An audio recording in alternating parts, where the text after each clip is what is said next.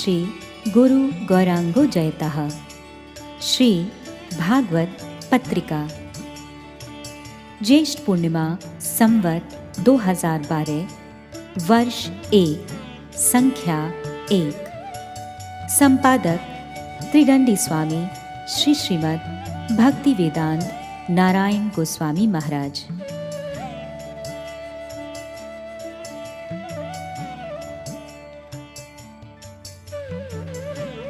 अभक्ति मार्ग।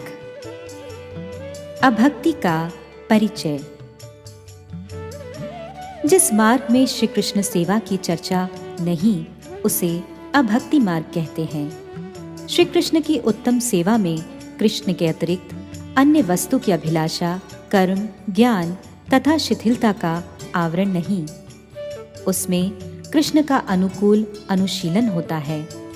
अनेक लोग भक्त होने की अभिलाषा करते हुए भी अभक्ति के मार्ग का आश्रय ग्रहण किया करते हैं। जो कृष्ण भक्ति के स्वरूप की उपलब्धि करते हैं और एकमात्र उसे ही जीवों की वृत्ति समझते हैं, वे ही भक्ति पथ के पथिक हैं। जिन्होंने अपनी प्रतिभा या अनिभिज्ञता के ऊपर निर्भर रहकर भक्ति की संज्ञा स्वयं ही निर्धारित की है, उनकी इस हठकारिता से बहुधा भक्ति के स्वरूप का विपर्य हो जाता है।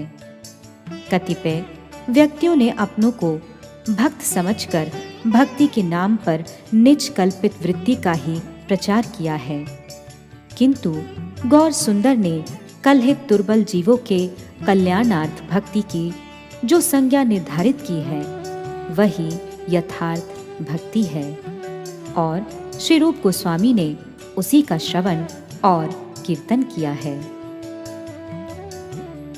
निरंतर कृष्ण का अनुशीलन ही भक्ति है। सचेत सामाजिक गण अपने को भक्ति की संज्ञा से भूषित करने के लिए सर्वप्रथम भक्ति के प्राकृत स्वरूप का अनुसंधान करना होगा। श्रीमद् महाप्रभु ने भक्त प्रवर श्रीपाद रूप गोस्वामी से कहा था कि कृष्ण का अनुशीलन करना ही भक्ति है। अनुशीलन शब्द से निरंतर या अनुक्षण सेवा का बोध होता है। अनु शब्द से पीछे पीछे अर्थात अंतर रहित से है। शील धातु का अर्थ एकांतिक भाव से प्रवृत्त होना है। अनुशीलन दो प्रकार का है, चेष्टा रूप, भावना रूप। चेष्टा रूप कृष्ण के लिए कायिक, वाचिक और मानसिक चेष्टा समूह चेष्टा रूप अनुशीलन है। इसके दो भेद हैं, सेवा के अनुकूल कायिक, वाचिक और मानसिक अनुशीलन रूप प्रवृत्त्यात्मक अर्थात विधि मूलक और प्रतिकूल वर्जन रूप निर्वृत्त्यात्मक अर्थात निषेध मूलक। दूसरा, भावना रूप। प्रीति विषयक मानसिक अनुशीलन ही भावना रूप या रागानुगा अनुशीलन है। श्री गौर कृष्ण, नित्यानंद राम और जीव तत्व। कृष्ण कहने से परमेश्वर सच्चिदानंद विग्रह, अनादि सर्वादि तथा सर्व कारणों के कारण का निर्देश होता है। इनसे ही सविशेष तत्व बलदेव और श्री नारायण का प्रकाश होता है। गोलोक में माधुर्य के परम आश्रय व्रजेंद्र नंदन ही माधुर्य दाता औदार्य के परम आश्रय श्री गौर हरि हैं। ये वैकुंठ में अपनी प्रकाश मूर्ति नित्यानंद राम के द्वारा सविशेष ऐश्वर्य विग्रह को प्रकाशित कर श्री वासुदेव, संकर्षण, प्रद्युम्न तथा अनिरुद्ध नामक विहु चतुष्ट को नित्य काल प्रकट करते हैं। ये सभी एक अद्वैत तत्व हैं। इसी अद्वैत तत्व वस्तु से भगवान के मुख्य नित्य अवतार समूह प्रकटित हुए हैं। भगवान के पुरुषावतार, नैमित्तिक अवतार, गुणावतार प्रभृति विष्णु तत्व जीव को भगवान और तदितर वस्तु के पार्थक्य की उपलब्धि कराते हैं। मायाधीश विष्णु जीव को विशुद्ध भाव से अपना अनुशीलन कराकर विष्णु व्यतिरिक्त अन्य प्रतीति रूप माया के कवल से उसका उद्धार करते हैं। जीव जिस कृपा रज्जु का अवलंबन कर कृष्ण प्रेम लाभ करते हैं, उसे भक्ति कहते हैं। भक्ति के उदय होने पर जीव भक्त संज्ञा लाभ करते हैं। भक्त भक्ति के द्वारा भगवान कृष्णचंद्र का भजन कर सर्वश्रेष्ठ पुरुषार्थ लाभ करते हैं। अभक्ति वृत्ति का लक्ष्य। भक्ति वृत्ति के सुप्त हो जाने पर जीव अभक्ति के किसी एक वृत्ति का अवलंबन करता है। उस समय उसकी वृत्ति भजन शून्य होकर लक्ष्य तत्व वस्तु को कभी परमात्मा और कभी निर्विशेष ब्रह्म की संज्ञा देती है। सुतराम योगियों का परमात्मा तथा ज्ञानियों का ब्रह्म कृष्ण के आंशिक तथा भेद अभेद प्रकाश विशेष हैं। कृष्ण चिंतन के सिवा अन्य किसी चिंता के प्रबल होने पर जीव भक्ति वृत्ति से च्युत होकर भगवत दर्शन से वंचित हो जाता है। तब वह तत्व वस्तु को कभी सहस्त्रार परमात्मा, कभी उसे अज्ञान का प्रकाशक पंच देवता और कभी अज्ञान समष्टि की उत्कृष्ट उपाधि को ही विशुद्ध सत्व है प्रभृति भक्ति विरोधी विचारों का आश्रय ग्रहण करता है। कृष्ण की भगवत्ता भूलकर भोग तात्पर्यमय होकर कृष्ण को जड़ कर्म फलदाता, यज्ञों का ईश्वर तथा गो ब्राह्मणों का हितकारी प्रभृति उसके ईश्वरत्व को ही अंतिम मान लेता है।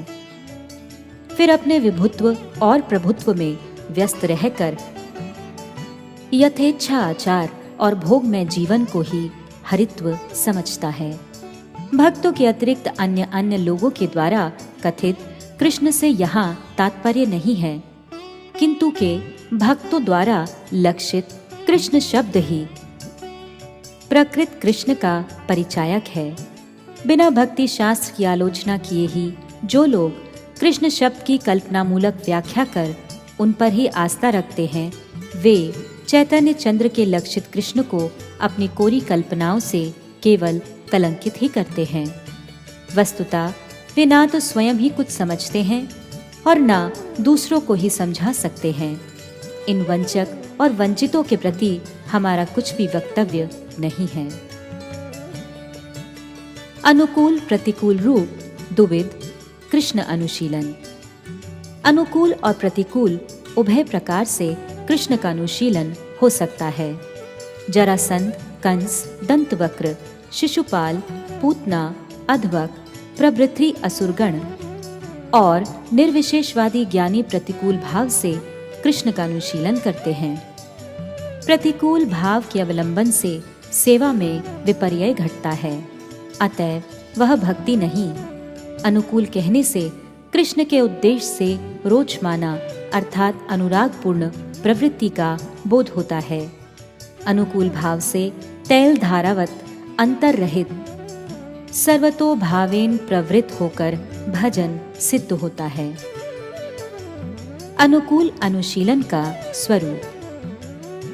अनुकूल अनुशीलन में सर्वप्रथम कृष्ण सेवा के अतिरिक्त अन्य अभिलाषाओं का अभाव होना आवश्यक है। भक्त कृष्ण की निजी सेवा करता है, उसकी कृष्ण सेवा का फल भी कृष्ण के लिए ही होता है, उसमें कोई अन्य उद्देश्य नहीं रहता।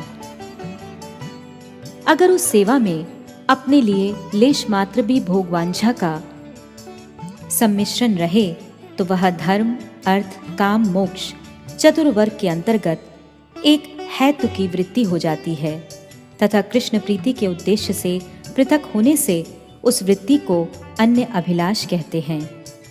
यथेच्छाचारी कुकर्मी अथवा अज्ञान सेवी कुज्ञानी गण कृष्ण सुख के अतिरिक्त मन ही मन अपनी काल्पनिक प्रार्थनाओं का पोषण करते हुए यदि कृष्ण का अनुकूल अनुशीलन करे भी तो उन्हें भक्त नहीं कहा जा सकता है। जिनके हृदय में प्रतिष्ठा की आशा है, जिन्हें इंद्रिय सुख की लालसा है, जो पार्थिव या मोक्ष संबंधी परोपकार अथवा निज उपकार के लिए व्यग्र हैं, जो अपनी पांडित्य प्रतिभा के विस्तार के इच्छुक हैं, जो रोग शांति के लिए उत्कंठित हैं, जो उत्तम आचार्य वंश या वर्णागत सम्मान पाने में तत्पर हैं, जो लाभ, पूजा, प्रतिष्ठा, निषिद्ध आचार, कुसंस्कार, जीव हिंसा प्रभृति ऐहिक अथवा स्वर्ग सुख भोगने में रत हैं, जो वेश या आश्रम के महात्म के लोलुप हैं और जो मुमुक्षु सिद्धिकामी हैं, वे अपने अपने अवान्तर उद्देश्यों से युक्त रह कृष्ण का अनुकूल अनुशीलन करें भी तो उनके सभी कृष्ण अनुष्ठान कपटतापूर्ण हैं। सुतराम, इस भक्ति के मार्ग में कृष्ण सेवा के उद्देश्य से भ्रष्ट होकर अन्य अभिलाषाओं से युक्त होकर भी भगवत अनुशीलन देखा जाता है। अमल ज्ञान का विचार और पठन पाठन ही भक्ति है। ज्ञान के आवरण में भक्ति का होना संभव नहीं, अर्थात ज्ञान का आश्रय ग्रहण करने से भक्ति नहीं हो सकती। यहाँ ज्ञान शब्द से निर्मेद ब्रह्म अनुसंधान का लक्ष्य किया गया है। कृष्ण ही एकमात्र उपास्य वस्तु हैं। कृष्ण विषयक परेशानुभूति अर्थात भजनीय वस्तु के स्वरूप का ज्ञान भक्ति के साथ ही साथ युगपत आवश्यक है। श्रीमद् भागवत के अंतिम श्लोकों में स्पष्ट किया गया है कि भक्ति वैष्णवों के प्रिय निर्मल पुराण शास्त्र श्रीमद् भागवत में एकमात्र परमहंस अमल ज्ञान ही विशिष्ट रूप में कीर्तित हुआ है और इस शास्त्र में ज्ञान, वैराग्य और भक्ति एकत्र आविर्भूत होकर जीवों के कर्म भोग फल को निरस्त करते हैं। सुतराम, श्रीमद् भागवत के श्रवण, उत्तम रूप पठन तथा नाना प्रकार के मतवादों की अकर्मण्यता उपलब्धि करने के लिए विचार पूर्वक भक्ति के सिद्धांतों पर उपनीत होने से जीव भक्ति का अवलंबन कर अन्य अभिलाष, कर्म, ज्ञान तथा शिथिलता से अपने को मुक्त करने में समर्थ होता है।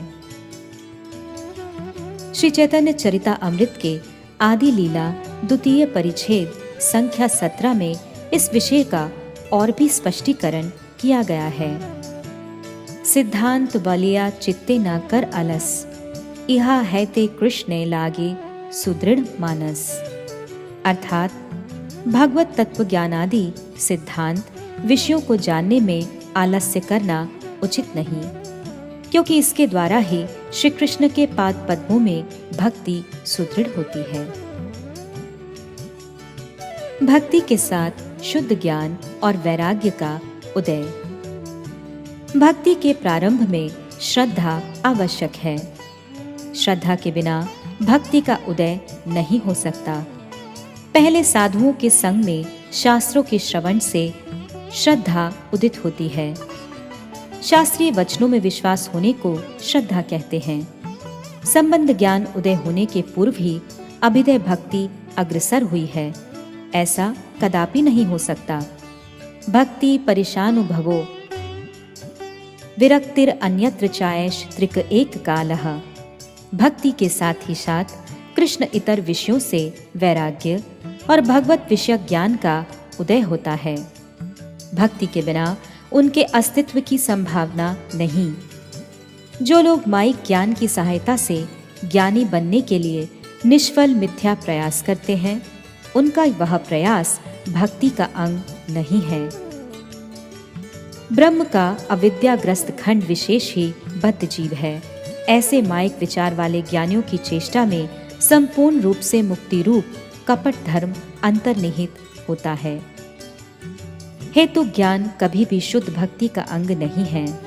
अगर भक्तों के हृदय में मुक्ति रूपी पिशाची वर्तमान रहे तो वह साधक भक्त को कृष्ण भक्ति से अवश्य ही विपथगामी बना देती है। अद्वय और अद्वैत ज्ञान। शुद्ध भक्ति वणिक वृत्ति लेन देन का व्यापार से पृथक है। शुद्ध भक्ति के बदले में कृष्ण द्वारा अपनी किसी कामना की पूर्ति एक लेन देन का कारोबार हो जाता है। वह वृत्ति भक्त को कृष्ण के अनुकूल अनुशीलन से विच्युत कर अन्य अभिलाषी अथवा अहंग्रोपासक अर्थात अपने को ब्रह्म या भगवान समझकर उपासना करने वाला बना देती है। इन शुष्क तर्कों से तत्व वस्तु और श्री कृष्ण पृथक पृथक हो जाते हैं। भक्ति विरोधी ज्ञानी आत्मवंचक हैं। वह केवला अहेतुकी प्रेम लक्षणा भक्ति को अज्ञान मिश्र प्राकृत समझकर अपनी मूर्ता प्रकाश करता है।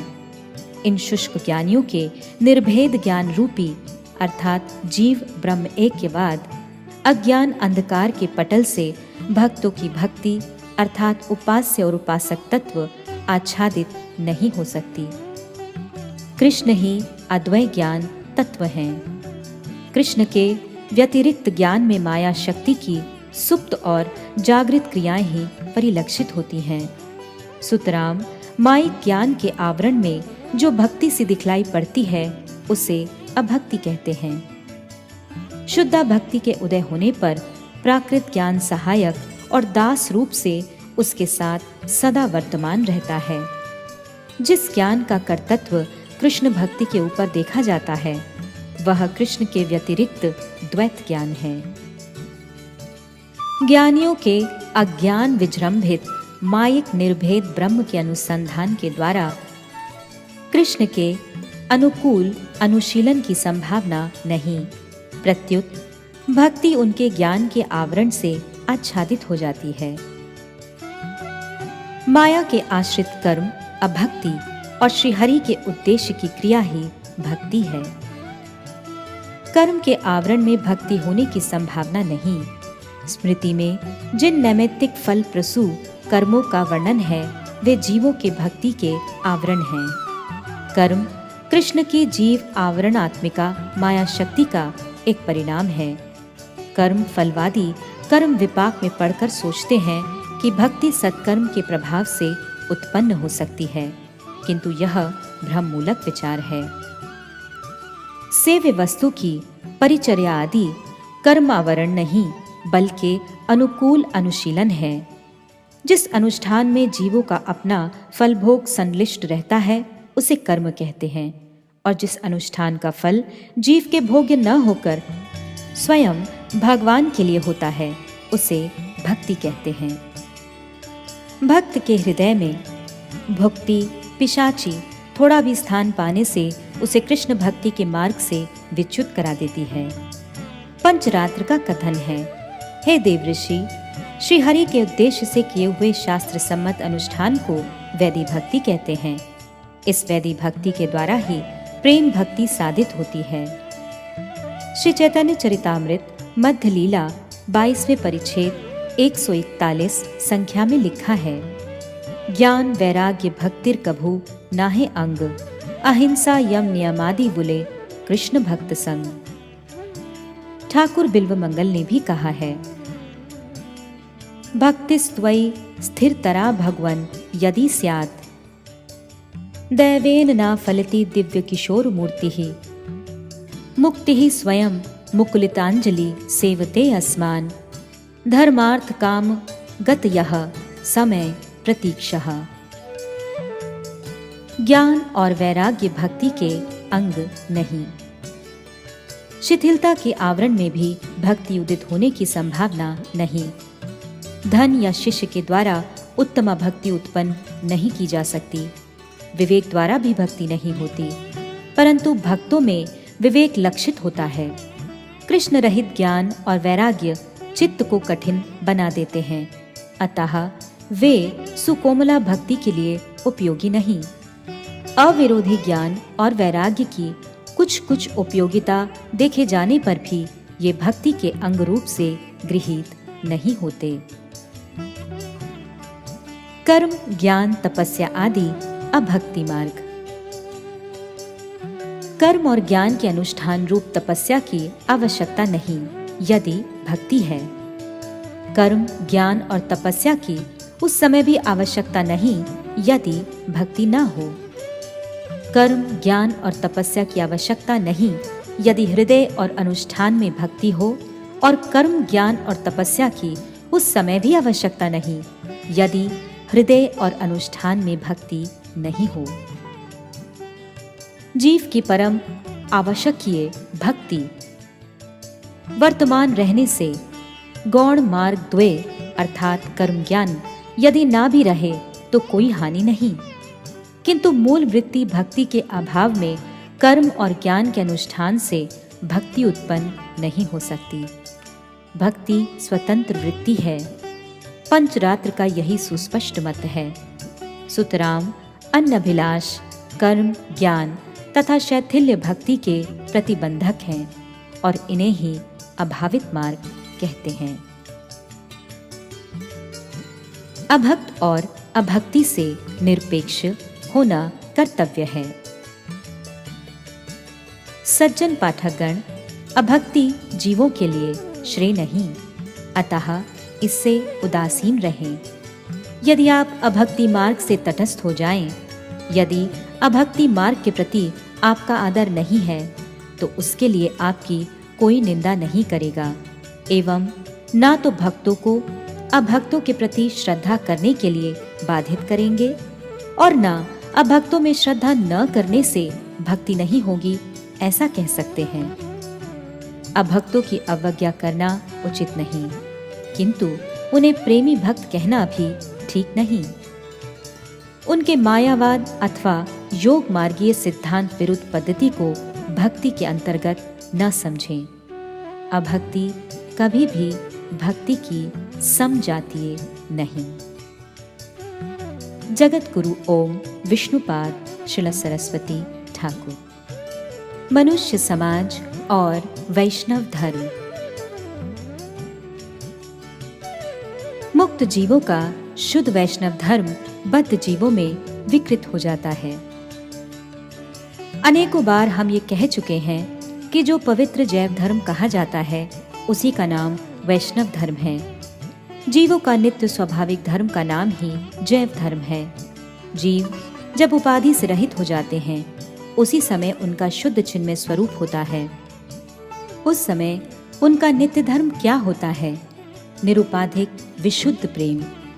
जिस समय जीव जड़ ग्रंथि रूप उपाधि से युक्त होते हैं, तब उनका धर्म होता है विकृत प्रेम या जड़ उपाधि मिश्रित प्रेम। शुद्ध जीवों का वैष्णव धर्म बद्ध जीवों में अनेकों विकृत भावों के रूप में प्रकट हुआ करता है। स्वस्वरूप की प्राप्ति करने के लिए भी जड़ विधि अनिवार्य है। बद्ध जीव जड़ देह में आबद्ध होकर जड़ विधि के अधीन रहते हैं।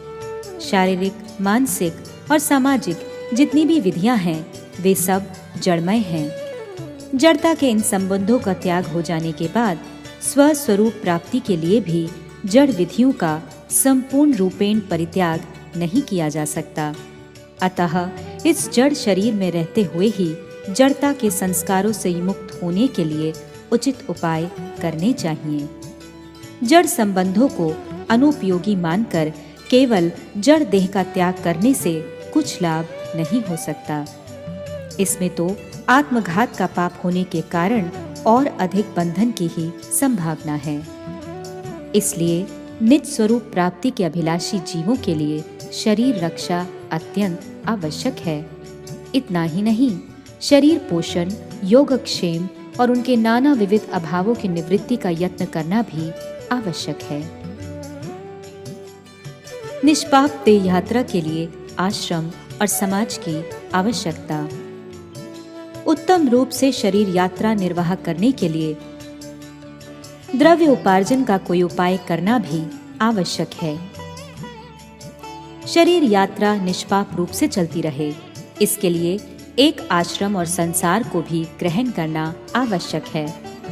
विवाहित होकर घर में रहना हो या नैष्ठिक ब्रह्मचर्य अथवा संन्यास ग्रहण करना हो, प्रत्येक दशा में कोई न कोई आश्रम स्वीकार करना ही होगा और उस आश्रम के उपयोगी एक समाज की रचना भी करनी होगी।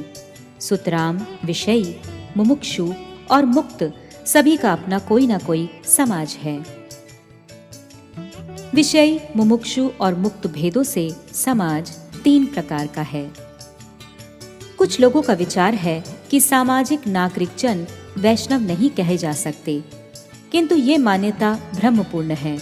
वस्तुतः समाज के 3 भेद हैं: विषयी समाज, मुमुक्षु समाज, मुक्त समाज। मनुष्य किसी भी समय समाज से रहित नहीं होता। जीव का स्वभाव सामाजिक होता है। जड़ से मुक्त होने पर जीव का शुद्ध भक्त समाज के अंतर्गत रहना अनिवार्य है। इसलिए मनुष्य घर में रहे, वन में रहे या वैकुंठवासी हो जाए, वह सामाजिक ही बना रहता है। वैष्णव या तदितर जनों में इतना ही भेद है कि वैष्णव जनों का वैष्णव समाज है और दूसरों का दूसरा समाज। तात्पर्य यह है कि सिद्धांततः वैष्णव धर्म और वैष्णव समाज में कोई भेद नहीं है। वैष्णव समाज और इतर समाज में अंतर। वैष्णव समाज और इतर समाज में यही भेद है कि वैष्णवों का एकमात्र मुख्य उद्देश्य है भगवत प्रेम, जबकि साधारण समाज का उद्देश्य केवल स्वार्थ पर काम।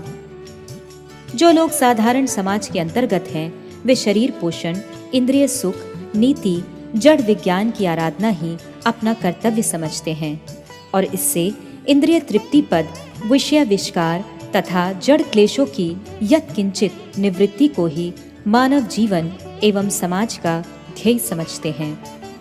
इनमें कुछ लोग मरणांतर सुख को, कुछ लोग स्वर्गीय भोग को एवं कुछ लोग जीव का अस्तित्व नाश रूप निर्वाण को ही महत्व दिया करते हैं। किंतु वैष्णव समाज के व्यक्ति देह पोषण, इंद्रिय तृप्ति, नीति, विज्ञान और जड़ सुख निवृत्ति के द्वारा भगवत प्रीति के अनुशीलन में अनुकूल्य लाभ करते हैं। दोनों समाजों की आकृति तो समान है, दोनों की प्रकृति में ही अंतर है। वर्णाश्रम व्यवस्था ही बद्ध जीवों की सामाजिक व्यवस्था है। जिन लोगों ने समाज विज्ञान के संबंध में पर्याप्त विचार किया है, उनका एक ही वाक्य में यह सिद्धांत है कि वर्णाश्रम व्यवस्था ही सर्वोत्तम सामाजिक व्यवस्था है। वर्णाश्रम धर्म में स्थित होने से जीवों की प्रकृति का लोप नहीं होता, परंतु इसके सहारे से ऐसी सुविधाएं मिल सकती हैं जिससे भगवत प्रेम प्राप्ति का मार्ग सुगम हो जाता है। वर्णाश्रम धर्म ही वैष्णवों की बद्ध दशा में एकमात्र समाज है। वर्णाश्रम धर्म किस प्रकार का है, यह विषय श्री चैतन्य शिक्षामृत के प्रथम और द्वितीय प्रकरणों में भली भांति आलोचित हुआ है। इसलिए इस स्थल में उक्त धर्म संबंधी रहस्य का विचार नहीं किया गया।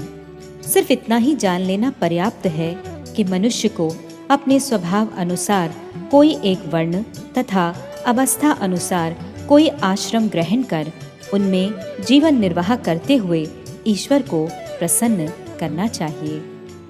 अनेकों परिस्थितियों और कर्मों से स्वभाव की रचना होती है, उनमें जन्म भी एक परिस्थिति विशेष है। जन्म व वंश क्रम से वर्ण निश्चय करने पर वर्णाश्रम बेकार होगा। केवल जन्म से ही वर्ण का निर्णय माने जाने से वर्णाश्रम व्यवस्था प्रभावहीन हो गई है। उसका परिणाम यह हुआ कि उस धर्म के अनुयायी व्यक्तियों के किसी भी काम में कोई सफलता नहीं होती।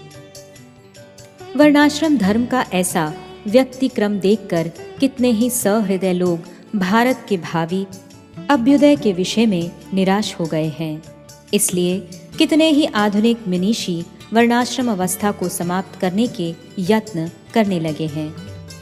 किंतु हम देख चुके हैं कि वर्णाश्रम धर्म का विनाश होने से संसार की उन्नति नहीं हो सकती। वर्णाश्रम ही सामाजिक मानव का जीवन स्वरूप है। वर्णाश्रम व्यवस्था न रहे तो मनुष्य का एक वैज्ञानिक समाज ही नष्ट हो जाएगा एवं पुनः गर्हित दशा को प्राप्त कर स्वच्छंद विवेच्छाचारी निंदित जीवन बिताने लगेगा।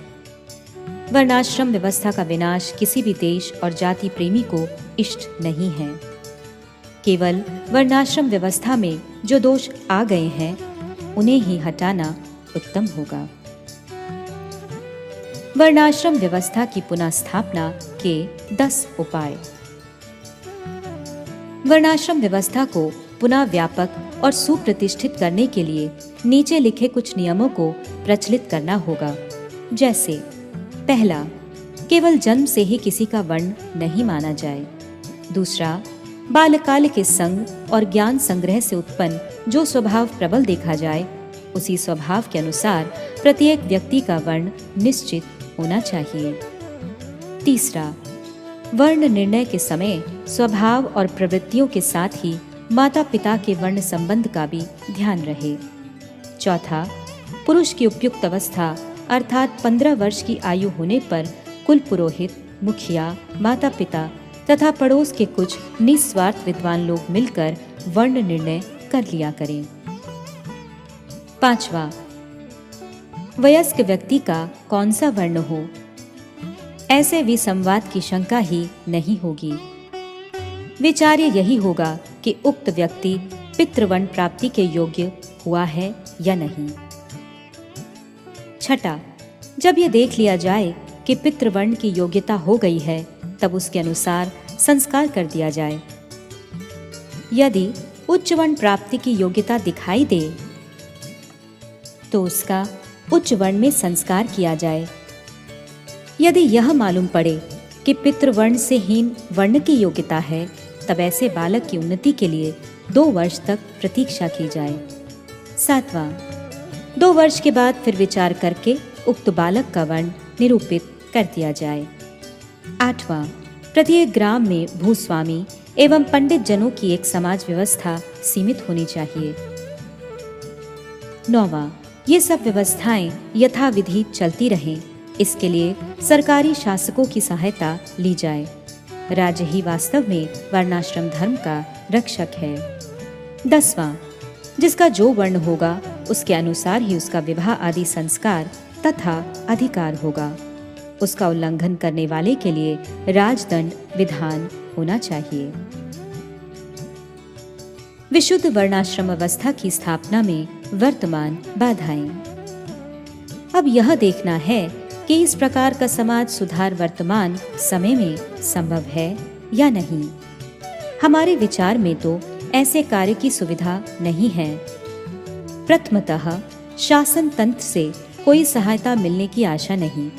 द्वितीयतः ऐसी सहायता यदि संभव भी हो तो सहसा उसे ग्रहण करना उचित नहीं, क्योंकि जब तक शासकगण वर्णाश्रम को स्वीकार किए हुए न हो तब तक उनकी निष्पक्ष सहायता नहीं प्राप्त हो सकती। निष्पक्ष और सरल सहायता के बिना ऐसे महत्व के संस्कार किसी तरह निष्पन्न न होंगे। इस विषय में भारतवासियों की उचित सहायता मिलने की भी आशा नहीं है। स्वार्थ परतावश बहुत से लोग इस आवश्यक परिवर्तन से सहमत न होंगे, उल्टे ऐसे संस्कारों के समय अनेकों विघ्न बाधा उपस्थित करेंगे। निम्न वर्ण के लोग मूर्खता और अज्ञानता के कारण वर्तमान कुसंस्कारों को एकदम छोड़ने में समर्थ नहीं हो सकते। इसलिए कुछ सहृदय सज्जनों के मिलने से भी यह बृहत् कार्य शीघ्र पूरा नहीं हो सकता। वर्णाश्रम व्यवस्था प्रतिष्ठार्थ श्री भक्ति विनोद ठाकुर की उत्कट अभिलाषा होते हुए भी उनकी विघ्न शंकाएं और निराशा प्रकाशन। देखिए, इस समय विपत्ति दोनों ओर है। एक तरफ कुसंस्कार का घुन हमारे समाज को निस्सार कर रहा है। चुप बैठे रहने से अमंगल के बदले मंगल की संभावना नहीं है। हमारा सारा समाज बल, वीर्य और सौभाग्य सभी क्रमशः लुप्त होता जा रहा है। जिस आर्यवंश के गौरव से सुदीर्घ काल तक वसुंधरा भरपूर थी, वही आर्य संतान आजकल मलेच्छों से भी अधिकतर हीन हो गई है और क्रमशः अधिकतर हीन होती चली जा रही है। जिन्हें हृदय है वे इन विषयों की आलोचना करके रोते कलपते हैं। जो हृदयहीन हैं वे निश्चिंत होकर अधःपतन के गर्त में जा रहे हैं। दूसरी तरफ दृष्टि डाली जाए तो उधर भी बहुत सी विपत्तियां दृष्टिगोचर होती हैं। यदि वर्णाश्रम व्यवस्था को त्याग कर नए सिरे से समाज का गठन किया जाए तो हम लोगों में से आर्यत्व विदा हो जाएगा। फलतः वैज्ञानिक समाज व्यवस्था लुप्त हो जाएगी। उदाहरण के लिए बौद्ध समाज, जैन समाज, ब्राह्म समाज तथा स्थानीय ईसाई समाज आदि वर्णाश्रम रहित व्यवस्था समूह भारत भूमि में कहीं भी प्रतिष्ठा प्राप्त नहीं कर सके। बौद्ध और जैन समाज पर्वत गुफाओं में घुस गए। देशी ईसाई समाज तो केवल मलेच्छानुयायी होकर ही रह गया। ब्राह्म समाज भी कुटियों तक ही सीमित रह गया। इनमें किसी का भी स्वतंत्र सामाजिक जीवन न रहा। क्या बौद्ध तांत्रिकता और क्या नवविधान, कोई किसी काम के ना रहे। इस विज्ञान पीठ भारत के वे कभी उपयोगी सिद्ध ना हुए और न कभी होंगे। ऐसी अवस्था में यदि अपनी वर्णाश्रम व्यवस्था का सुधार न किया गया तो यह वैज्ञानिक विचारपूर्ण व्यवस्था भी भारत के लिए निरुपयोगी हो जाएगी। और यदि हम इसका सहसा संस्कार आरंभ करते हैं तो भारी हलचल मचती है, सब तरफ अंधेरा ही अंधेरा है। अनेक विपत्ति और बाधा होने पर भी दैव वर्णाश्रम व्यवस्था के स्थापनार्थ भगवत प्रार्थना। अब इसका क्या उपाय है? समाज का मंगल होना ही चाहिए। वह किस प्रकार सुगमता से प्राप्त होगा? वर्णाश्रम धर्म जब तक संस्कृत होकर अपने उज्जवल स्वरूप में न आ जाए तब तक सामाजिक, आध्यात्मिक और पारमार्थिक अमंगल समूह हम लोगों को क्षीण करता ही रहेगा। सभी मंगलों के निवास भगवान ही उसका मंगल विधान करेंगे, इसमें संदेह नहीं है। शीघ्र से शीघ्र वर्णाश्रम व्यवस्था स्थापन की शास्त्रीय आपत्ति का खंडन। पुराणों के अवलंबन पर कतिपय लोगों का विचार है कि कलयुग की समाप्ति पर भगवान कल्कि अवतार लेंगे। उनके मरु तथा देवापी राजाओं की सहायता से वर्णाश्रम धर्म पुनः प्रतिष्ठा से अनायास सतयुग का उदय होगा। इस पर हमारा कथन है कि यह कलयुग साधारण कलयुग नहीं है। पिछले महात्माओं ने इसको धन्य कली नाम से संबोधित किया है। साधारण कलयुग में ही केवल कलिकाल की समाप्ति पर कल्कि द्वारा धर्म की स्थापना होती है। धन्य कलयुग में कल्कि अवतार की आवश्यकता नहीं होती है। जिस कलयुग में परिपूर्ण शक्ति, परम कारुणिक प्रेम मूर्ति श्री चैतन्य देव अवतीर्ण हुए हैं, उस कलयुग का तो कहना ही क्या है। इन्हीं कारुणिक महाप्रभु की कृपा से सब सामाजिक अमंगल दूर हो जाएंगे, यह निश्चित है। सच्चे हृदय से उन महाप्रभु की शरण लेने पर फिर अन्य किसी भी प्रकार की चिंता नहीं रहेगी। वर्णाश्रम व्यवस्था की स्थापना ही प्रधान धर्म संस्कार है। वर्णाश्रम व्यवस्था के संबंध में इस अंक में हमने इतना ही विचार किया। सामाजिक अभ्युदय की प्राप्ति एवं वर्णाश्रम रूप मुख्य धर्म संस्कार के विषय में जो श्रेष्ठ उपाय है, उनके विषय में आगामी अंक में विचार किया जाएगा। आशा करते हैं कि सहृदय पाठक इस निबंध को पढ़कर आगामी प्रकाशित होने वाले निबंध को भी पढ़ने के लिए प्रस्तुत रहेंगे। जिस विषय को हमने यहाँ अपने हाथों में लिया है वह बहुत गंभीर है। शांत चित्त से इस पर विचार करना आवश्यक है। अनेक निगूढ़ विषय क्रमशः प्रकाशित होंगे। संक्षेप में हम यही कहना चाहते हैं कि भारतीय समाज के हित में इससे बढ़कर अन्य दूसरा कोई प्रश्न नहीं है। श्रीला ठाकुर भक्ति विनोद। मायावाद की जीवनी। जीवनी आलोचना की धारा। माया मात्रंतु कात्सरनेन अभिव्यक्ति स्वरूपत्वात्। ब्रह्मसूत्र 3:2-3। जन्म और मृत्यु को लेकर ही जीवन है। जन्म से लेकर मृत्यु काल पर्यंत स्थिति काल के क्रियाकलाप को जीवनी कहते हैं। किंतु वर्तमान विचार जगत के चिंता स्रोत की तरफ लक्ष्य करने से जीवनी के साथ साथ और भी अन्य विषयों की आलोचना करने की आवश्यकता होती है, जिनमें जीवन आरंभ का पूर्व इतिवृत्त और जीव के अंत में सर्वसाधारण के प्रति उसकी प्रतिक्रिया, ये दो प्रधान विषय हैं। अतः किसी भी व्यक्ति अथवा तत्व की जीवनी की आलोचना उक्त भाव एवं धारा से सामंजस्य रखकर ही करनी चाहिए। मायावाद की जीवनी लिखते समय यदि उक्त भाव धारा के साथ सामंजस्य न रखा जाए तो जीवनी के पाठक सज्जनगण आशा अनुरूप संतुष्ट नहीं हो सकते। मायावाद एक तत्व है। इस तत्व की जीवनी लिखते समय तत्ववादियों की आलोचना करना ही सुसंगत होगा, क्योंकि मायावाद तत्व एक गुण जातीय द्रव्य है। यह किसी वस्तु विशेष को आश्रय कर अपनी सत्ता प्रकाश करता है। अतः गुण के साथ साथ गुणी की आलोचना करना ही युक्ति संगत है। ऐसे प्रसंगों पर उनकी तुलनात्मक आलोचना नहीं होने से उस विषय का किसी प्रकार भी स्पष्टीकरण नहीं होता। जीवनी और इतिहास। जिस उद्देश्य को लेकर जीवनी की आलोचना की जाती है, वह उद्देश्य किसी हद तक सफल रहेगा, मेरे लिए कहना कठिन है। फिर ऐतिहासिक तत्वमूलक जीवनी और साधारण जीवनी एक नहीं।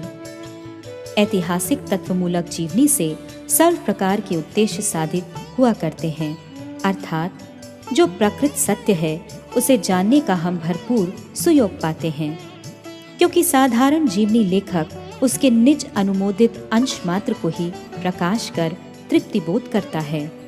दूसरी तरफ इतिहास आलोचक समस्त प्रकृत घटना को प्रकाश कर पाठकों को यथावत तथ्य का संधान देता है। इसलिए मैं निरपेक्ष भाव से ऐतिहासिक सत्यता मूलक मायावाद की जीवनी लिखने के लिए प्रवृत्त हुआ। मायावाद की जीवनी की आलोचना करते हुए मैंने तद आश्रित मायावादियों की जीवनी को ही प्रधान रूप से अवलंबन किया है। मायावादियों की जीवनी की सुचारू रूप से आलोचना किए जाने में प्रसंगवशतः अन्य मतवादियों एवं वैष्णवों की भी आलोचना आ पड़ती है, क्योंकि तुलनामूलक विचार ही विचार है, अन्यथा उसके यथार्थ तथ्य का उद्घाटन नहीं हो सकता।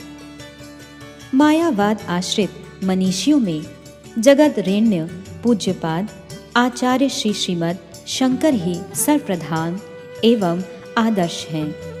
इसलिए इनकी जीवनी और क्रियाकलापों के ऊपर ही मायावाद की जीवनी अत्यधिक परिमाण में निर्भर करती है। अनुकूल अनुशीलन।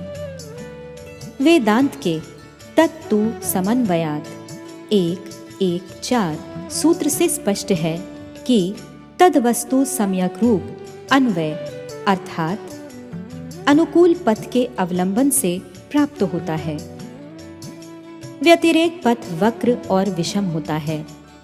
गौड़ीय वैष्णवाचार्य मुकुटमणि शिलारूप गोस्वामी पाद ने अपने श्री भक्ति रसामृत सिंधु के प्रारंभ में ही लिखा है, आनुकूल्येन कृष्ण अनुशीलनम, अर्थात कृष्ण का अनुशीलन एकमात्र अनुकूल भावों के अंगीकार करने से होता है। सुतराम किसी भी जीवनी तत्व के अनुशीलन के लिए अनुकूल भाव ग्रहण करना ही प्रशस्त होता है। अनुकूल पथ के अवलंबन से प्रतिकूल वर्जन जिस प्रकार आनुषंगिक है, उसी प्रकार अवश्यंभावी भी है। हरि भक्ति विलास का कथन है, आनुकूलस्य संकल्पः प्रतिकूलस्य विवर्जनम, 11:417 है। भक्ति का प्रतिकूल वर्जन अनुकूल अनुशीलन का ही विशेष अंग है। मैं मायावाद या द्वैत की जीवनी की तुलनामूलक आलोचना भक्ति के अनुकूल समझता हूँ। साहृदय पाठक वर्ग इसे धीर भाव से मनन करें, तभी उनके हृदय में भक्ति दृढ़तर होगी। वैदिक युग और मायावाद।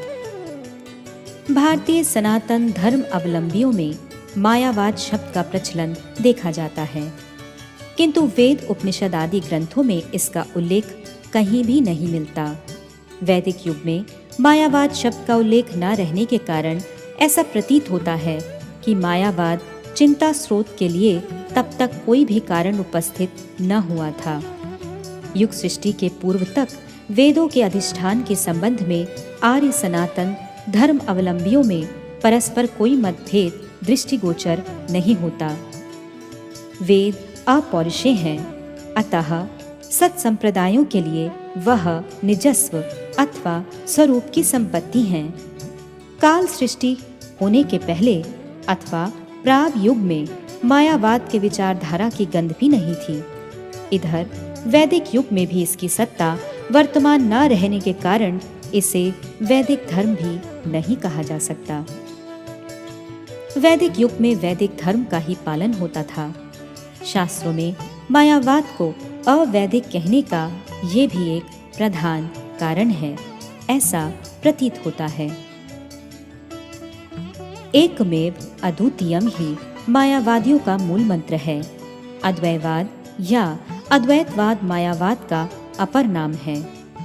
किसी किसी का मत है सो अहम अहम ब्रह्मस्मि प्रभृति वेदों के कतिपय मंत्र साधारण विचार से मायावाद का कथनचित पोषण करते हैं। युग चतुष्टयों के पूर्व मैं ही भगवान हूँ, मैं ही वह ब्रह्म हूँ, तुम भी वही ब्रह्म हो, ऐसी उक्तियां जीव स्वरूप के पक्ष में संभव नहीं थीं, क्योंकि वेद वज्र गंभीर शब्दों से पुकार रहे हैं, ओम तद विष्णुः परमं पदम सदा पश्यन्ति सूर्यः। इस वाक्य में बहुवचनांत सूर्यः अर्थात सूर्यगण तद्वस्तु विष्णु को ही एकमात्र पर तत्व जानकर उनका परम पद सदा अर्थात नित्यकाल दर्शन करते हैं। यह दृश्य वस्तु एक और अद्वितीय तथा दर्शकों का बहुत्व और पृथकत्व लक्षित होता है। अतः सनातन सूर्यगणों के पक्ष में विष्णु के परम पद के प्रति सो अहम प्रभृति वाक्य समूह का मायावाद अनुरूप अभिव्यक्ति लक्ष्य नहीं की जाती है। मायावाद के जन्म का कारण। जीवों का जो नित्य स्वभाव या नित्य स्वरूप है, उससे पतित होने से उसे द्वितीय वस्तु में अभिनिविष्ट होना पड़ता है। इसी से उसके सामने तरह तरह की विपत्तियों की आशंका भी उपस्थित होती है। वेदों के संकलनकर्ता वेद व्यास का कथन है, भयम द्वितीय अभिनिवेशतः स्यादिशात पेतस्य विपर्ययो अस्मृतिः। श्रीमद्भागवत 11:2-37।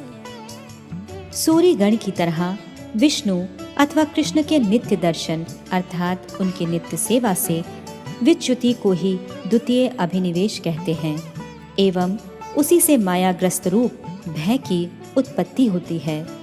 उस समय कृष्ण भूली सेई जीव अनादिर बहिर्मुख अर्थात अनादिर बहिर्मुख रहने का कारण यह है कि काल सृष्टि होने के पूर्व ही जीवों की यह भगवत बहिर्मुखता आरंभ होती है। जीवों की यह भगवत बहिर्मुखता कब संघटित होती है, इसका निश्चय नहीं होने से वह बहिर्मुखता अनादि है। अर्थात कृष्ण को भूलकर वह जीव अनादि बहिर्मुख हो जाता है। इसी बहिर्मुखता के क्रम से ही जीव माया के अधीन होता है। यही माया वश्यता ही भोग वांछा है। पंडित जगदानंद ने कहा है, कृष्ण बहिर्मुख हैया भोग वांछा करे, निकटस्थ माया तारे झापटिया धरे, प्रेम विवर्त। अर्थात जब जीव भगवान कृष्ण से बहिर्मुख होकर भोग वांछा करता है, उसी समय समीपस्थ माया देवी उसे धर दबाती है। जीव मायाग्रस्त होने के साथ ही साथ अपना स्वरूप भूल जाता है। ऐसी अवस्था में वह भोक्ताभिमान के कारण कृष्ण स्वरूप की समता कर बैठता है। भगवान भक्तों के निकट आनंद लाभ कर अथवा आत्माराम होने के कारण परमानंद में मग्न है। भगवान के इस आनंद भोक्तृत्व के एक छत्र अधिकार के प्रति ईर्ष्यायुक्त होकर जीव उस पद पर स्वयं आरूढ़ होने की वासना करता है। यही अहंग्रह भाव या पूर्ण बद्ध अवस्था है। इस प्रकार बद्ध अवस्था की बद्ध धारणा से ही अर्थात माया द्वारा कवलित होने के बाद से ही जीव मायावाद रूपी रोग द्वारा आक्रांत हुआ। उसी समय से सो अहम बाद रूप मायावाद के जन्म का कारण हुआ है, ऐसा प्रतीत होता है। अतः ईश विमुख जीव ही माया आश्रयी अथवा मायावादी हो पड़ा है। इससे स्पष्ट विदित होता है कि ईश भ्रांति और ईश विमुक्ता ही मायावाद के जन्म के मूल कारण हैं। भोग वासना उत्पन्न होने के साथ ही साथ जीव मायिक जगत में पतित हो जाता है। तब वह माइक युग और माइक काल के भीतर अस्ति नास्ति, अहम मम, सत असत प्रभृति विचारों के भीतर प्रवेश करता है। सत्य वस्तु को मिथ्या, मिथ्या वस्तु को वह सत्य समझता है। जगत स्वप्न तुल्य मिथ्या है, भ्रांति में अथवा भ्रांति से ही जगत की उत्पत्ति है। तत्व वस्तु शक्तिहीन, लीला विलास शून्य तथा निर्विशेष है, प्रभृति अनेक धारणाएं करता है। मायावाद किसे कहते हैं? मायावाद का दूसरा नाम विवर्तवाद है। वेदों में विवर्तवाद के जो उदाहरण देखे जाते हैं वे अद्वैतवादियों के प्रचारित अद्वैतवाद से सर्वथा पृथक हैं। देह में आत्मबुद्धि होना ही विवर्त है, ब्रह्म में जगत भ्रम। आचार्य शंकर का विवर्तवाद ही मायावाद है। मायावाद की जीवनी कहने से विवर्त की भी जीवनी समझी जाती है। प्रकृत मायावाद किसे कहते हैं, इस संबंध में प्रसंगवशता स्थान स्थान पर आलोचना की गई है। संप्रति संक्षेप में निर्देश दिया जा रहा है। माया शब्द साधारणतः जड़ शक्ति या अविद्या शक्ति को लक्ष्य करता है। यह तत्व वस्तु के स्वरूप शक्ति की छाया या प्रतिबिंब है। इस छाया शक्ति का चित्त जगत में प्रवेश करने का अधिकार नहीं। यह जड़ जगत की अधिकर्त्री है। जीव इसी माया द्वारा आक्रांत हो जड़ जगत में बद्ध होकर मायावाद का आश्रय ग्रहण करता है। मायावाद का यह कथन है कि माया नामक कोई भी शक्ति नहीं, माया को बात देकर ही ब्रह्म की स्थिति है। वे निशक्तिक हैं।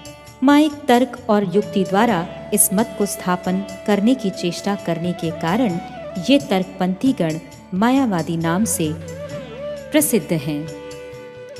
माइक युक्ति के बल पर मायावाद का कथन है कि जीव ही ब्रह्म है। केवल माया की क्रिया से ब्रह्म विभिन्न जीव रूप से दिखलाई पड़ता है, किंतु माया दूर होते ही जीवों की पृथक सत्ता नहीं रहती। जब तक माया है उसके आवरण में जीव रहेगा। जो लोग माया के सहित जीव का ऐसा संबंध स्थापन करते हैं वे ही मायावादी हैं। अर्थात वे लोग वेद वेदांत को न मानकर बलपूर्वक माइक तर्क द्वारा कहते हैं माया दूर होने से जीव का कोई पृथक अस्तित्व न रहेगा। जीव की माया मुक्ति इस प्रकार की कोई भी विशुद्ध अवस्था नहीं। मायावादियों का यह कुसिद्धांत मूलक विचार है। मायावाद में जीव के नित्य शुद्ध सत्ता की कोई भी अवस्था स्वीकृत नहीं, अपितु मायावाद प्रमाणित करना चाहता है कि ईश्वर भी माया द्वारा ग्रस्त तत्व है। ऐसा होने से तो ईश्वर को भी माया मुक्त होने की आवश्यकता आ पड़ती है। ऐसी अवस्था में ईश्वर और जीव में वस्तुतः पार्थक्य ही क्या रहा। केवल मात्र कर्म फल से अतीत अवस्था तथा कर्म फल की बाध्यता ही ईश्वर और जीव के भेद को निरूपण करती है। ऐसा समझकर तत्व निर्देश किए जाने से ही मायावाद आ पड़ता है। यदि जीव और ईश्वर तत्व का ऐसा निरूपण किया जाए तो इसकी अपेक्षा अधिक शोचनीय सिद्धांत और क्या हो सकता है। यही उनके मायाग्रस्त होने का प्रधान लक्षण है एवं इसके द्वारा वे निर्विकल्प में भी उद्धार लाभ न कर सकेंगे। उनका निर्वाण एक मिथ्या और काल्पनिक विचार मात्र है। ऐसे निर्वाण या निर्विकल्प मुक्ति का कहीं भी कोई प्रमाण या दृष्टांत नहीं। अतः मायावाद की वेद वेदांत अनुग विशुद्ध पारमार्थिक संप्रदायों में गणना नहीं की जा सकती। यही क्रमशः ऐतिह्य के प्रमाणों के आधार पर प्रदर्शित होगा। क्रमशः भीम युधिष्ठिर संवाद, कर्म का प्रभाव। महाभारत का युद्ध अभी अभी शेष हुआ है। कुरुक्षेत्र में बड़े बड़े शूरवीरों की लाशें एक दूसरे पर लदी हैं। चारों ओर रक्त ही रक्त दृष्टिगोचर होता है। बीच बीच में कटे रुंड मुंड इत्यतः बिखरे पड़े हैं। कल जहाँ वीरों की हुंकार से मेदिनी प्रकस्पित होती थी, आज वहीं श्वान श्रृंगालों का क्रीड़ा स्थल बना है। कर्म की गति बड़ी गहन है, लोग देख सुनकर भी नहीं देखते। कुरुकुल चूड़ामणि शांतनु नंदन कुरुक्षेत्र में शरशैया पे सोए हैं। युधिष्ठिर भगवान कृष्ण और अपने भाइयों के सहित पितामह का दर्शन करने के लिए वहां उपस्थित हुए। उन लोगों ने देखा कि वहां देवों जैसी सभा लगी है। व्यास आदि महर्षिगण भीष्म को चारों ओर से घेर कर बैठे हैं। भीष्म को देखते ही वे अपने अपने रथों से उतर पड़े और महर्षियों को अभिवादन कर भीष्म के चारों तरफ बैठ गए।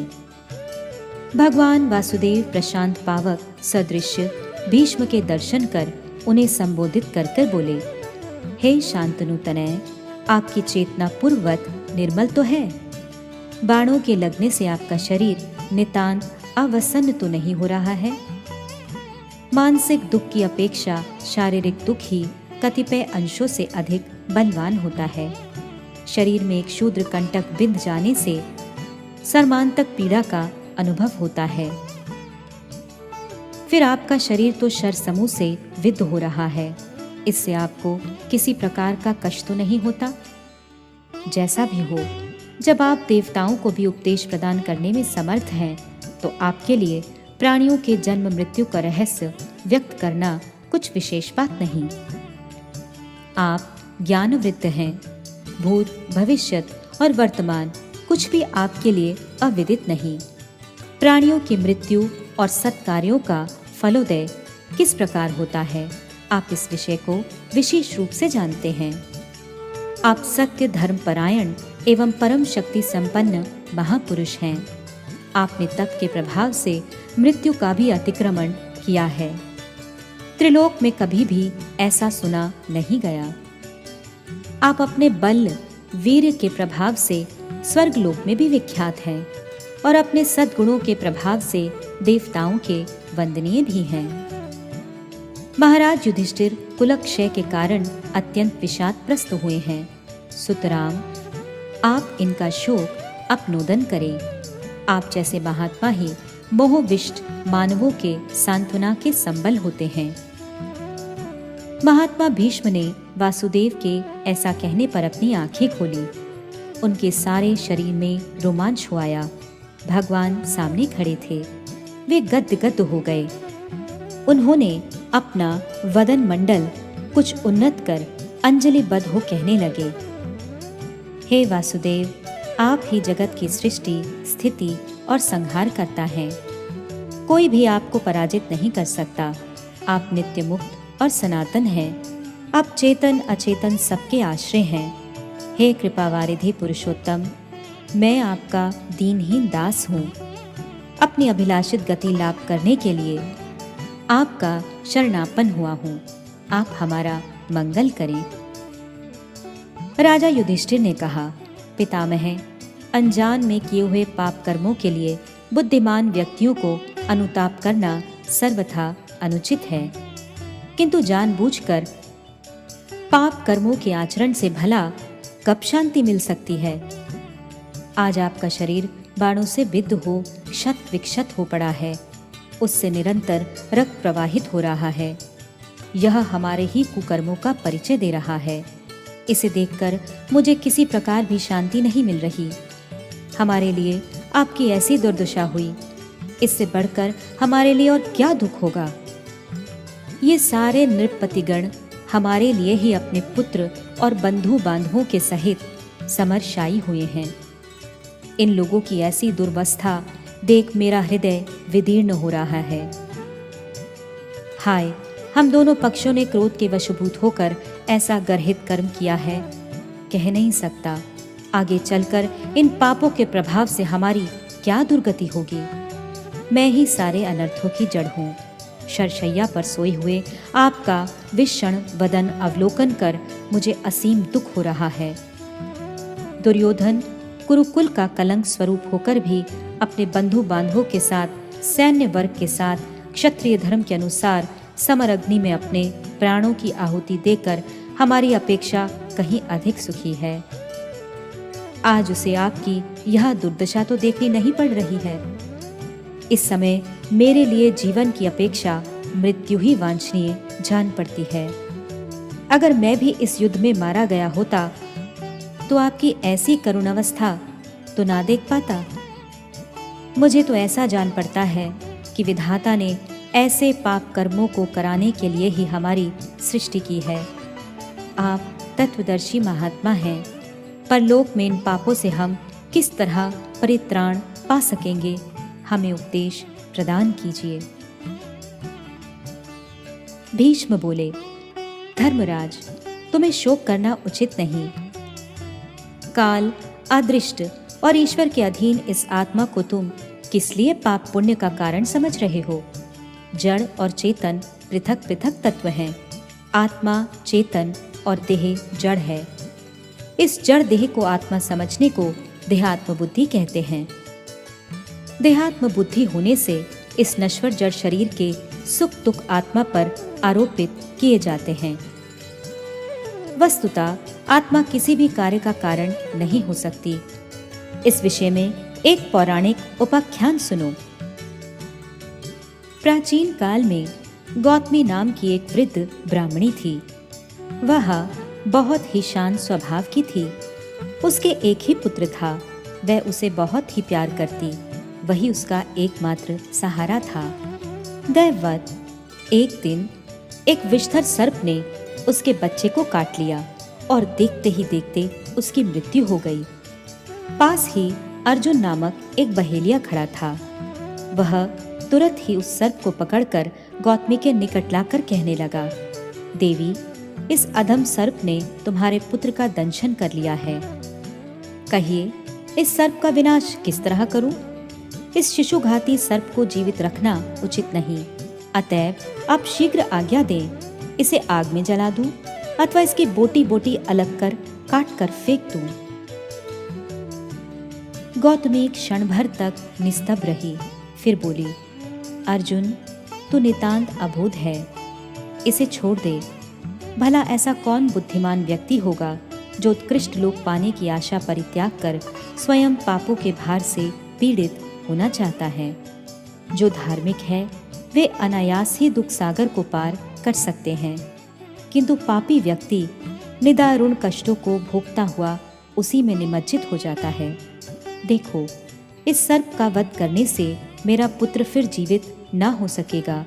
साथ ही साथ इसकी जीवन रक्षा करने से मुझे तनिक भी क्षतिग्रस्त होने की संभावना नहीं। ऐसी परिस्थिति में इसका प्राण विनाश कर ऐसा कौन होगा जो अनंत काल तक नरक भोगने की इच्छा करेगा? तुम इसे छोड़ दो। बहेलिया ने कहा, देवी, महत व्यक्ति स्वभावतः पर दुखी होते हैं।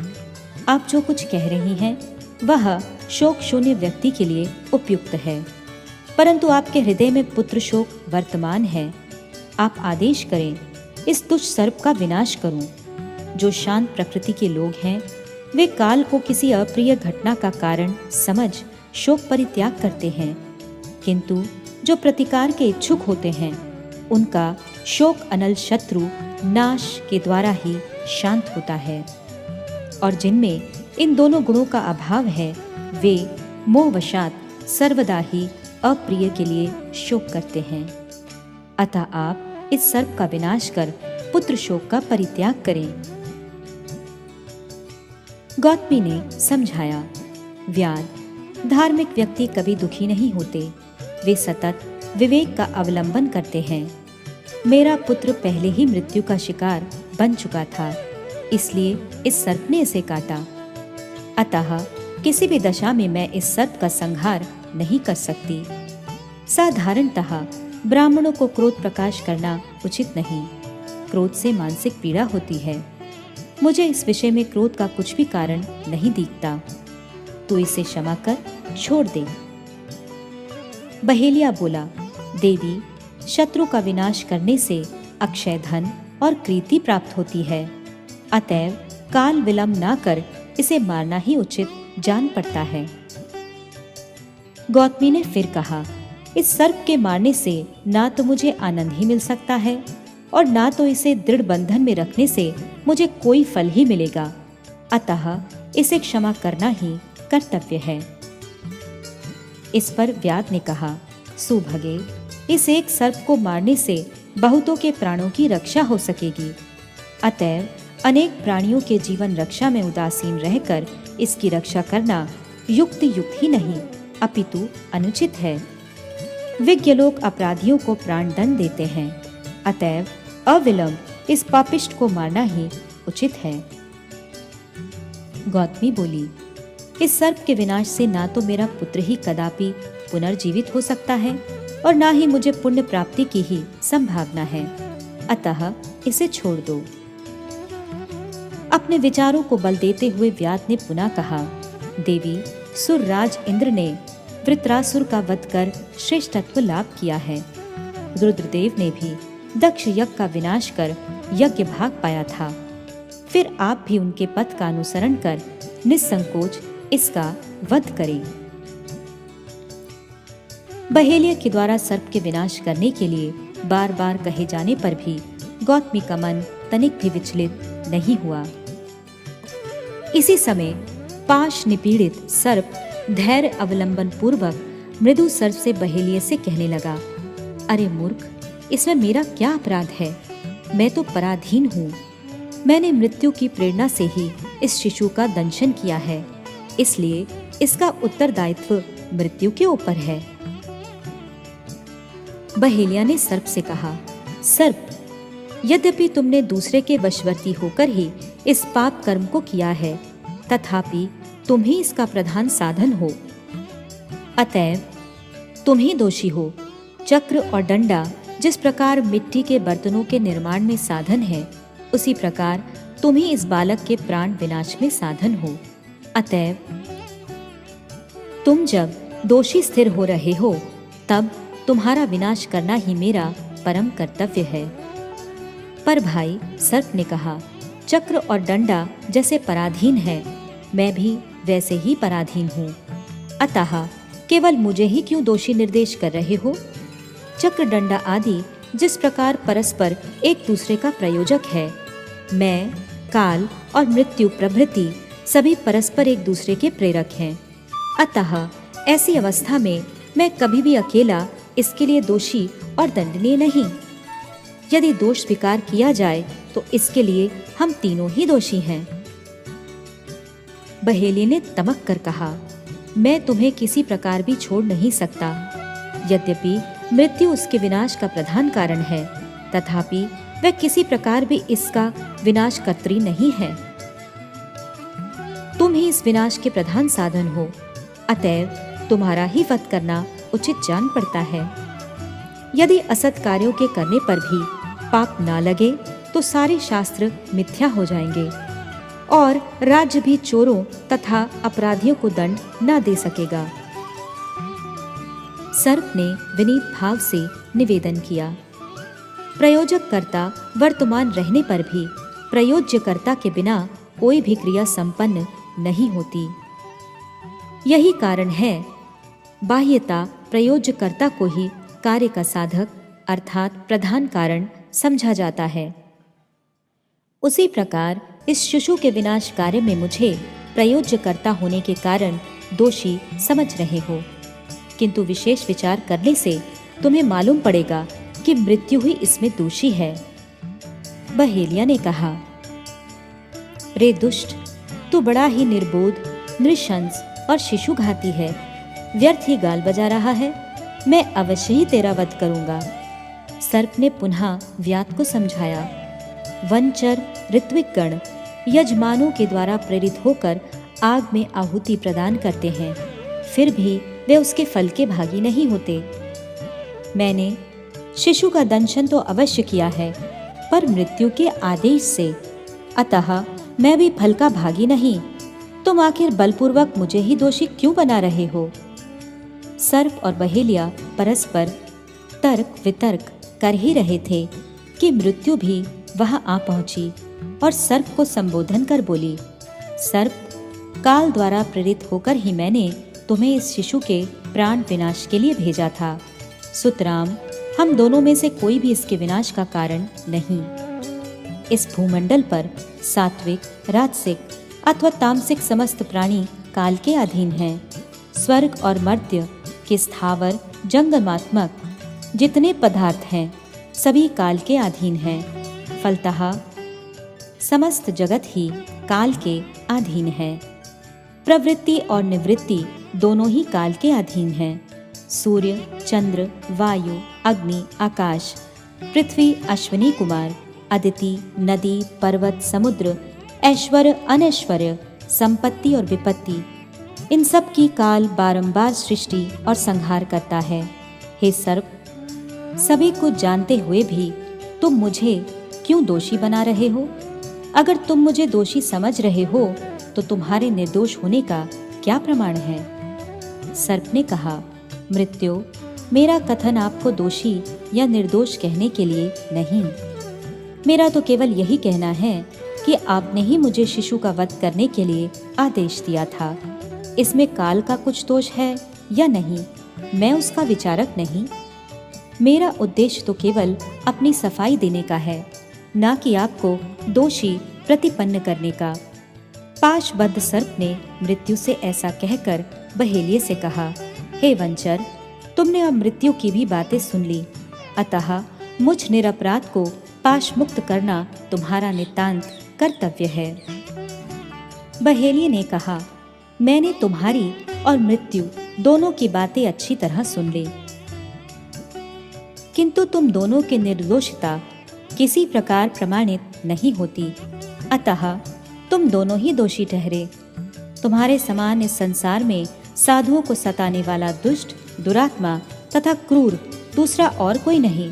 तुम्हें धिक्कार है, मैं अवश्य ही तुम्हारा वध करूंगा। मृत्यु बोली, निषाद, हमें काल के वशीभूत होकर कार्य करना होता है, अतएव हमारे ऊपर दोष आरोपण करना तुम्हें उचित नहीं। बहेलिया ने कहा, अगर मुझे काल के अधीन जानकर क्रोध प्रकाश करना उचित ना हो तो किसी भी व्यक्ति के उपकारों की प्रशंसा अथवा अपकारों की निंदा करना भी उचित नहीं। मृत्यु ने कहा, वंचर, मैंने तो पहले ही कहा है कि प्राणीगण किसी भी कार्य का अनुष्ठान क्यों न करें, काल द्वारा प्रेरित होकर ही ऐसा करते हैं। अतएव अपकारी की निंदा और उपकारी की स्तुति करना बुद्धिमानों को उचित नहीं।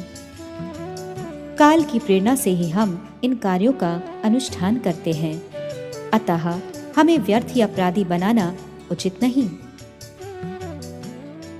इसी प्रकार जब मृत्यु बहेलियों को समझा ही रही थी कि वहां काल भी आ पहुंचे और बहेलियों को संबोधन कर बोले, हे निषाद, क्या मैं, क्या मृत्यु, क्या सर्प, इनमें से कोई भी इस लड़के के प्राण विनाश के लिए अपराधी नहीं? इसका पूर्व अनुष्ठित कर्म ने ही इसके विनाश साधन के लिए बाध्य किया है। फलस्वरूप लड़का अपने किए हुए कर्मों के वशीभूत होकर ही विनाश को प्राप्त हुआ है। अतएव कर्म को ही इसके विनाश का कारण समझना उचित है। कर्म ही पुत्र की तरह आचरण द्वारा प्राणियों की पाप से रक्षा करता है और कर्म ही परम शत्रु की तरह आचरण द्वारा असीम दुख समुद्र में निमग्न करा देता है। कर्म ही मानवों के पाप पुण्य का प्रकाशक है। मनुष्य जैसे कर्मों के वशीभूत है, कर्म भी वैसे ही मनुष्य के आयत्त है।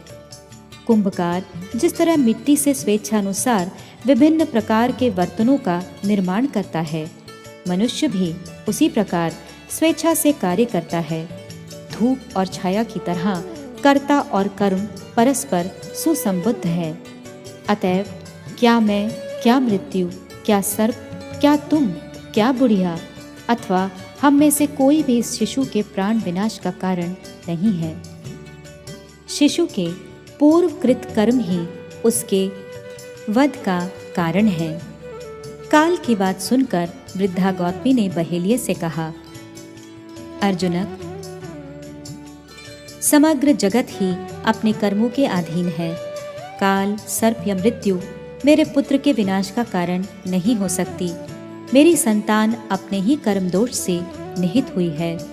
मुझे भी अपने कर्म के अनुसार पुत्र शोक प्राप्त हुआ है। अब काल और मृत्यु अपने अपने स्थानों को चले जाएं और तुम भी इस सर्प को छोड़ दो। भीष्म पितामह बोले, धर्मराज, महानुभवा ब्राह्मणी के ऐसा कहने पर काल और मृत्यु अपने अपने स्थानों को चले गए। अर्जुनक ने भी पाशबद्ध सर्प को मुक्त कर दिया और गौतमी ने भी पुत्र शोक परित्याग कर शांति लाभ किया। अतएव तुम भी मनुष्य मात्र को कर्म के अधीन जानकर शोक परित्याग कर शांति लाभ करो। इस लोक में सभी अपने अपने कर्मों से ही पुनः पुनः जन्मते और मरते हैं। तुम्हारे बंधु बांधवगण या नृपतिगण जिन्होंने इस संग्राम में प्राण परित्याग किया है, उनके विनाश में तुम्हारा अथवा दुर्योधन का तनिक भी दोष नहीं। अपने अपने कर्मों के वश होकर काल के प्रभाव से उन्हें शरीर त्यागना पड़ा है।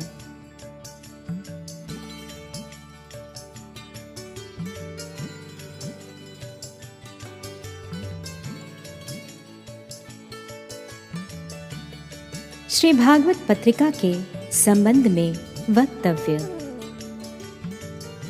इतिहास।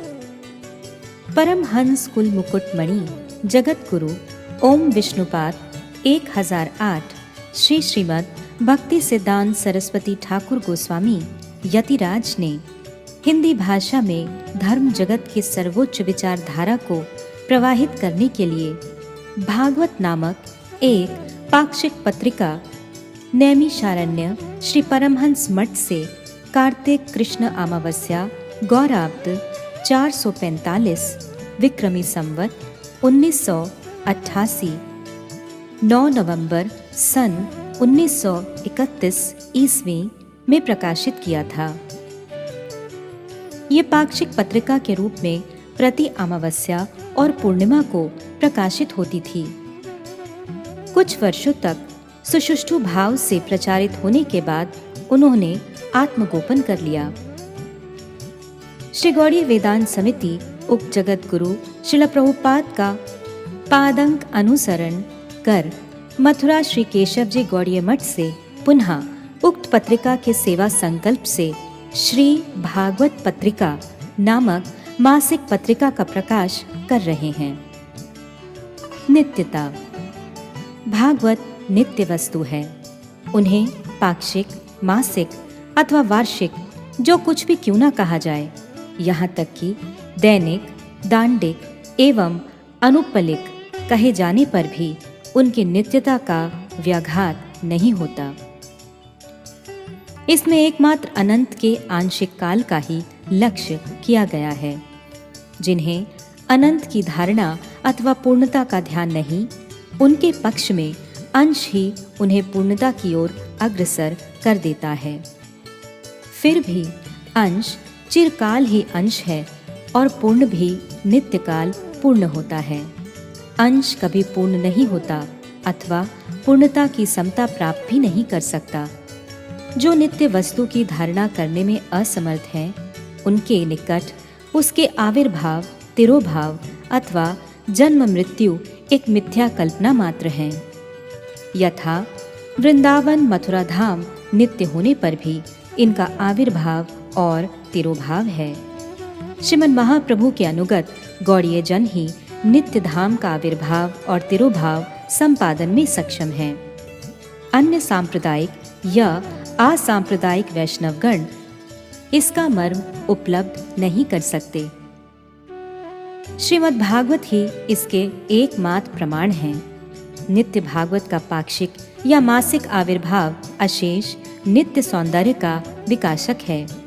इसलिए जगत गुरु गौड़ीय कुल शिरोमणि उक्त यतिराज सम्राट ने भागवत पत्रिका गौर पक्ष और कृष्ण पक्ष में प्रकाशित की थी।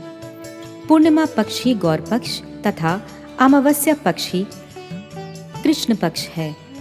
सुतराम श्रीमद् भागवत शास्त्र गौर तथा कृष्ण उभय पक्षों में ही व्याख्यात, विचारित, आचरित, आदृत और अनुमोदित होते हैं।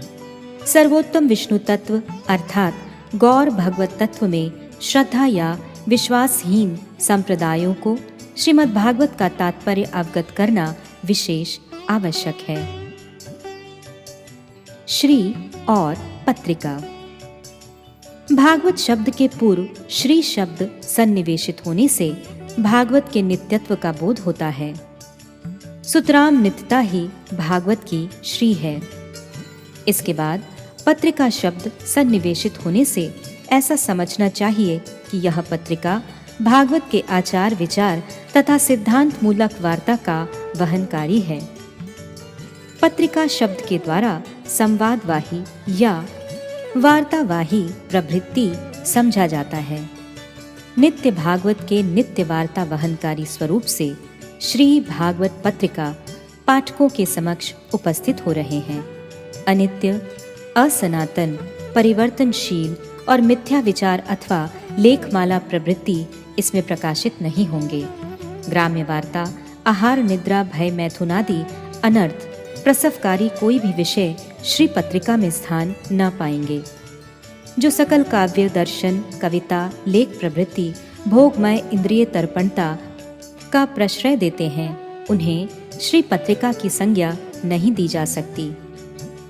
सुतराम वे श्री अर्थात श्रीहीन विचार आदरणीय नहीं, अर्थात श्री ही एकमात्र पारमार्थिक सत्य है।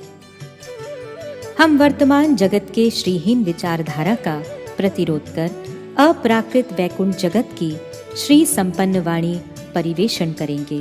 अतः इस पत्रिका के उक्त वाणी का परिवेषण करने के लिए राष्ट्रभाषा हिंदी को यान वाहन के रूप में अवलंबन किया है। राष्ट्रभाषा भाषा भावों की अभिव्यक्ति है। भाव हृदयगत वृत्ति विशेष हैं। यह वृत्ति अथवा भाव जिस कोटि के यान वाहन का अवलंबन कर आत्म प्रकाश करता है, उसकी भाषा भी तदनुरूप होती है। यान वाहन की दुर्बलता के कारण भावों की अभिव्यक्ति भी पूर्णता लाभ नहीं करती। भाषा जितनी ही शुद्ध, उन्नत और पूर्णता की ओर अग्रसर रहेगी, हृदयगत विचारधारा भी तद अनुरूप परिमाण में जन समाज को प्रत्यक्षीभूत होगी। वर्तमान राष्ट्रभाषा उन्नति लाभ कर समग्र जीवों के भावों की पूर्ण अभिव्यक्ति करे, इसी आकांक्षा को लेकर हम राष्ट्रभाषा में वैकुंठ भाव व्यक्त करने के लिए प्रस्तुत हुए हैं। हिंदी भाषा प्राचीन भारतीय प्रायः भाषा समुदाय ही संस्कृत भाषा से उद्भव हुआ है। वैदिक संस्कृत भाषा ही हमारी आदि भाषा है। इसी भाषा के अपभ्रंश क्रम से देश, काल और पात्र के अनुसार भिन्न भिन्न भाषाएं परिलक्षित होती हैं। उनमें हिंदुस्तान के अधिवासी जिस भाषा में अपने हृदय के भावों का आदान प्रदान करते हैं, उसी भाषा का नाम हिंदी है। हिंदू या हिंदी ये दोनों शब्द हमारे वैदिक या मौलिक शब्द नहीं हैं। संस्कृत भाषा में इनका व्युक्तिगत अर्थ नहीं पाया जाता। फारस देश के अधिवासी सिंधु नद के तटवर्ती अधिवासियों को सिंधु ना कहकर हिंदू कहा करते थे। वैदिक अथवा शास्त्रीय प्राचीनतम संस्कृत हमारी मूल भाषा है। यह सर्ववादी सम्मत होने पर भी हमने वर्तमान काल उपयोगी हिंदी भाषा को ही राष्ट्रभाषा के रूप में अंगीकार किया है। भाषा का शासन भावों की अभिव्यक्ति को भाषा मान लेने पर भी जिस देश के जो भाव हैं, उस देश की भाषा भी तद्रूप होती है। एक दिन जिस देश में वैदिक भाषा व्यतीत अन्य किसी भी भाषा का प्रचलन नहीं था, जिस देश में जीव मात्र के उपास्य एकमात्र विष्णु तत्व समूह का आविर्भाव हुआ था, एवं जिस देश के मध्य युग में संस्कृत भाषा की माध्यमिकता में परस्पर भावों का आदान प्रदान होता था, आज उसी देश में हिंदी भाषा की माध्यमिकता में शासन चलाने की व्यवस्था हुई है। काल की प्रगति में अथवा परिवर्तनशीलता के बीच में जब जिस तरह की अवस्था का उद्भव होता है या होगा, हम उसे ही भगवत सेवा के अनुकूल में स्वीकृत करेंगे। लौकिकी वैदिकी वापी या क्रिया क्रियते मुने, हरि सेवा अनुकूलैव सा कार्या भक्ति मिच्छता। इसके अनुसार वैदिक क्रिया हो अथवा कोई लौकिक क्रिया ही क्यों न हो, भक्ति को लक्ष्य कर उसे करना आवश्यक है। इस प्रकार काल के लौकिक परिवर्तन का परिचय वैदिक विचार में ही विशुद्ध रूप में पाया जाता है। सुतराम वेदातीत या शास्त्र अतीत कोई भी अवस्था वर्तमान जगत के भूत, भविष्यत और वर्तमान काल में असंभव है। अतः हम यवतीय अवस्थाओं को वैदिक अवस्था की परिणति मानकर तदनुकूल भाव से हिंदी भाषा में ही पारमार्थिक नित्य सत्य वैकुंठ तत्व की आलोचना करने के लिए प्रस्तुत हुए हैं। राष्ट्रभाषा का शासन। राष्ट्र हिंदी भाषा का अवलंबन कर जगत के जिस विभाग पर शासन करेगा, श्री भागवत पत्रिका समग्र विश्व को उस विभाग से मुक्त होने की वाणी प्रकाश करेगी। राष्ट्र विश्व के किस अंश पर शासन करता है? देह और मन के कियदंश पर। किंतु श्री भागवत पत्रिका देह और मन के शासन, संरक्षण और परिचालन आदि विषयों में दृष्टि निक्षेप भी नहीं करेगी। राष्ट्र अपने जगत को लेकर ही कालतिपात करेगा। श्री भागवत पत्रिका ध्वंसशील अथवा परिवर्तनशील देह और मन की क्रियाओं को अतिक्रम कर वैकुंठ जगत के शासन अथवा नियमन तंत्र को हिंदी वर्तमान राष्ट्रभाषा में प्रकाश करेगी। इसलिए श्री भागवत पत्रिका एकमात्र पारमार्थिक वैकुंठ वार्तावह के नाम से घोषित है। प्रार्थना। सुतराम, हम अपने समग्र पाठक वर्ग के श्री चरण में निवेदन करते हैं कि विशेष आग्रह के साथ इस पत्रिका के विषयों का सम्यक रूप से आलोचना करने से वे विशेष लाभान्वित होंगे। यद्यपि जागतिक विचारधारा प्रसूत साधारण भाषा से वैकुंठ जगत की भाषा अथवा विचार का प्रचुर पार्थक्य और गुरुत्व है और इसलिए प्रथमतः यह पत्रिका कुछ अंशों में सहजगम्य न मालूम पड़ने पर भी पुनः पुनः पाठ करने पर कमल रोगोत्तप्त रसना के लिए मिश्री न्याय मधुराति मधुर प्रतीत होगी। हमारी सच्चेष्टा एवं सद अनुष्ठान के प्रति आप लोगों की सहानुभूति और सहायता होने से हम अपने को कृतकृतार्थ समझेंगे। हम इसी महा-उद्देश्य के साधन के लिए पूर्व महाजनों तथा वर्तमान मुक्त महापुरुषों की लेखमाला इस पत्रिका में प्रकाशित करेंगे। आधुनिक बद्ध जीवों के लेखों में तरह तरह से भ्रम प्रमाद आदि दोष परिलक्षित होते हैं। हम इस श्रेणी के लेख प्रणाली के हाथ से सदा सावधान रहेंगे। यही श्री भागवत पत्रिका का वैशिष्ट्य और गौरव होगा। अलम इति विस्तरेण। जैव धर्म, जीव का नित्य और नैमित्तिक धर्म। इस पृथ्वी में जम्बूद्वीप श्रेष्ठ है। जम्बूद्वीप में भारतवर्ष प्रधान है। भारत में गौड़ भूमि सर्वोत्तम है। गौड़ देश में श्री नवद्वीप मंडल परम उत्कृष्ट है। श्री नवद्वीप मंडल के एक स्थान में भागीरथी के किनारे श्री गोद्रुम नाम का एक रमणीय जनपद नित्य विराजमान है। श्री गोद्रुम के उपवन में प्राचीन काल में अनेक भजनानंदी पुरुष स्थान स्थान पर वास करते थे। किसी समय वहां श्री सुरभि ने अपने लता मंडप में भगवान गौरचंद्र की आराधना की थी। उसने थोड़ी ही दूर पर प्रद्युम्न कुंज नाम की एक भजन कुटी थी।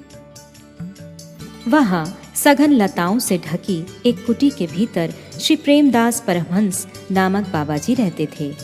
ये श्री भगवत पार्षद प्रवर प्रद्युम्न ब्रह्मचारी के शिक्षा शिष्य थे। बाबाजी निरंतर भजनानंद में मस्त होकर अपना समय बिताया करते थे। श्री प्रेमदास बाबाजी सर्व शास्त्रों में पंडित होते हुए भी नंदग्राम से अभिन्न तत्व जानकर श्री गोद्रुम वन को एकांत मन से आश्रय किए हुए थे। नित्य 2 लक्ष्य हरिनाम जपना, सब वैष्णवों के उद्देश्य से शत शत दंडवत तथा गोपग्रहों में मधुकरी द्वारा जीविका निर्वाह करना, यही उनके जीवन का नियम हो चुका था। जिस समय वे इन कार्यों से अवसर पाते, किसी प्रकार की ग्राम्य कथा न करके भगवत पार्षद प्रधान श्री जगदानंद के प्रेम विवर्त का पाठ करते थे। पढ़ते पढ़ते आंखों में आंसू भर आते। इस समय निकटस्थ कुंजवासीगण भक्ति के साथ उनका पाठ सुनते। क्यों न सुनते, प्रेम विवर्त ग्रंथ समस्त रस तत्वों से भरपूर है। तिस पर भी बाबा जी के अमृत बरसाने वाले मधुर स्वर को सुनकर सभी भक्तों के हृदय से विषय विष की ज्वाला दूर हो जाती थी। एक दिन तृतीय प्रहर का समय था। बाबा जी महाशय नाम जप की संख्या पूर्ण कर चुके थे। वे श्री माधवी मालती लता मंडप में बैठकर श्री प्रेम विवर्त का पाठ करते करते भाव समुद्र में मग्न हो रहे थे। इसी समय एक सन्यासी आकर उनके चरणों में दंडवत प्रणाम कर बड़ी देर तक उसी तरह पड़े रहे। बाबा जी महाशय पहले भावानंद में मस्त थे, किंतु थोड़ी देर में ही बाबा जी को जब बाह्य स्फूर्ति हुई, उन्होंने साष्टांग पड़े हुए सन्यासी महात्मा को देखा। अपने को तृण से भी अधिक नीच जानकर वे सन्यासी के सामने पढ़कर, हा चैतन्य, हा नित्यानंद, इस अधम के ऊपर कृपा करो, कहकर रोने लगे। क्रमशः सन्यासी से उन्होंने कहा, प्रभो, मैं अत्यंत दीनहीन हूँ, आप मेरी विडंबना क्यों करते हैं? इसके बाद सन्यासी बाबा जी के चरणों की रज मस्तक पर धारण कर उनके सामने बैठे। बाबा जी महाशय ने भी उन्हें बैठने के लिए केले का वल्कासन दिया और एक तरफ बैठकर प्रेम से गदगद स्वर से कहा, प्रभु, ये दीन व्यक्ति आपकी क्या सेवा करने के योग्य है? अपना कमंडलू रखते हुए हाथ जोड़कर सन्यासी ने कहा, प्रभु, मैं बड़ा ही भाग्यहीन हूँ। सांख्य, पतंजल, न्याय, वैशेषिक, उत्तर मीमांसा, पूर्व मीमांसा और उपनिषद आदि वेदांत शास्त्रों का काशी आदि बहुविध पुण्य तीर्थों में मैंने अच्छी तरह अध्ययन किया तथा शास्त्र तात्पर्य वितर्क में अपना बहुत सा समय बिताया। लगभग 12 वर्ष हुए मैंने श्री सच्चिदानंद सरस्वती पाद के निकट दंड अर्थात संन्यास ग्रहण किया। दंड ग्रहण कर सब तीर्थों में भ्रमण करते हुए मैंने भारत में सर्वत्र शांकर मत अनुयायी सन्यासियों का संग किया है। कुटीचक, बहुदक, हंस, इन 3 अवस्थाओं का अतिक्रमण कर कुछ दिन परमहंस पद भी मैंने प्राप्त किया था। मौन अवलंबन पूर्वक वाराणसी क्षेत्र में अहम ब्रह्मस्मि, प्रज्ञानम ब्रह्म, तत्वम असि आदि श्री शंकराचार्य कथित महावाक्यों का आश्रय भी मैंने किया था। एक दिन कोई साधु वैष्णव ऊंचे स्वर से हरि लीला गान करते करते मेरे सामने से चले गए। मैंने आंखें खोलकर देखा कि वे आंसुओं से तरबतर हो रहे थे। उनके सारे शरीर में रोमांच हो रहा था। गदगद स्वर से श्री कृष्ण चैतन्य प्रभु नित्यानंद ये नाम कह रहे थे। नृत्य करते करते उनके चरण स्खलित हो पड़ते थे और वे पृथ्वी पर गिर गिर पड़ते थे। उन्हें देखकर तथा उनका गान सुनकर मेरे हृदय में एक अनिर्वचनीय भाव उत्पन्न हुआ, जिसे मैं आपके निकट वर्णन करने में असमर्थ हूँ। भाव उदय तो अवश्य हुआ, तथापि अपने परमहंस पद की मर्यादा रक्षा करने के लिए उनसे कुछ भी वार्तालाप नहीं कर सका। हाँ, धिक्कार है मेरी पद मर्यादा को और धिक्कार है मेरे भाग्य को। कह नहीं सकता, न जाने क्यों उसी दिन से मेरा चित्त श्री कृष्ण चैतन्य के चरणों में आकृष्ट हो गया है। कुछ समय के बाद मैंने व्याकुल होकर उस वैष्णव साधु को बहुत ढूंढा, फिर भी वे दिख न पड़े। मैंने देखा उनके दर्शन और मुख के नाम श्रवण कर मुझे जो विमल आनंद प्राप्त हुआ, उसका अनुभव मुझे पहले कभी नहीं हुआ था। मैंने बहुत दिन विचार कर निश्चय किया कि वैष्णवों के चरणों का आश्रय लेना ही मेरे लिए श्रेयस्कर है। मैं काशी को छोड़कर श्री धाम वृंदावन गया। वहां मैंने अनेक वैष्णवों को देखा। वे श्री रूप, सनातन, जीव गोस्वामी का नाम लेकर विलाप करते हैं। वे श्री श्री राधा कृष्ण की लीलाओं का स्मरण करते हैं और श्री नवद्वीप का नाम लेकर प्रेम से पृथ्वी पर लौटते हैं। मेरी लालसा हुई कि श्री नवद्वीप के दर्शन करूं। शिवव्रज धाम के 84 कोस की परिक्रमा करता हुआ मैं कई दिन हुए श्री मायापुर में आया हूँ। मायापुर नगरी में आपकी महिमा सुनकर आज मैंने आपके चरणों का आश्रय लिया है। आप इस दास को अपना कृपा पात्र समझकर कृतार्थ करें। परमहंस बाबा जी महाशय ने दांतों में तिनका दबाकर रोते रोते कहा, सन्यासी ठाकुर, मैं एक नितांत अपदार्थ हूँ। उदर पूर्ति, निद्रा और निसार की बातों में मेरा जीवन व्यर्थ गया। मैं तो श्री कृष्ण चैतन्य के लीला स्थल में रहकर दिन अतिवाहित करता हूँ, किंतु कृष्ण प्रेम क्या वस्तु है, इसे आस्वादन के द्वारा अब तक समझ नहीं पाया। आप धन्य हैं, कारण क्षण भर के लिए भी वैष्णव का दर्शन कर प्रेम का आस्वादन किया है। आप कृष्ण चैतन्य देव के कृपा पात्र हैं। इस अधम को प्रेम आस्वादन के समय कभी कभी आप स्मरण कर लिया करें तो मैं कृतार्थ हो जाऊंगा। यह कहते कहते बाबा जी ने सन्यासी को गले लगा लिया और आंसुओं से तर कर दिया। सन्यासी महाराज ने वैष्णव के अंग का स्पर्श कर हृदय में एक अभूतपूर्व भाव के उदय का अनुभव किया। वे भी रोते रोते नृत्य करने लगे। नृत्य के समय वे गाने लगे, जय श्री कृष्ण चैतन्य, श्री प्रभु नित्यानंद, जय प्रेमदास गुरु, जय भजन आनंद। बहुत देर तक नृत्य कीर्तन के उपरांत स्थिर होकर दोनों ने परस्पर बहुत सी बातें की। प्रेमदास बाबा जी ने विनीत भाव से कहा, महात्मन, आप इस प्रद्युम्न कुंज में कुछ दिन रहकर मुझे पवित्र करें। सन्यासी ने कहा, मैंने आपके चरणों में अपना यह शरीर समर्पण कर दिया। कुछ दिनों की ही बात क्या कह रहे हैं, अपने देह त्याग तक आपकी सेवा कर सकूं, यही मेरी आकांक्षा है। सन्यासी ठाकुर सब शास्त्रों के पंडित थे। गुरुकुल में रहकर गुरु का उपदेश ग्रहण करना होता है, वे इस बात को अच्छी तरह जानते थे। अतएव कई दिनों तक वे आनंद से उस कुंज में रहे। परमहंस बाबा जी ने कई दिन बाद कहा, महात्मन, श्री प्रद्युम्न ब्रह्मचारी ने कृपा कर मुझे चरणों में स्थान दिया है। वे आजकल श्री नवद्वीप मंडल के एक प्रांत में श्री देवपल्ली ग्राम में श्री नरसिंह देव की उपासना में मग्न हैं।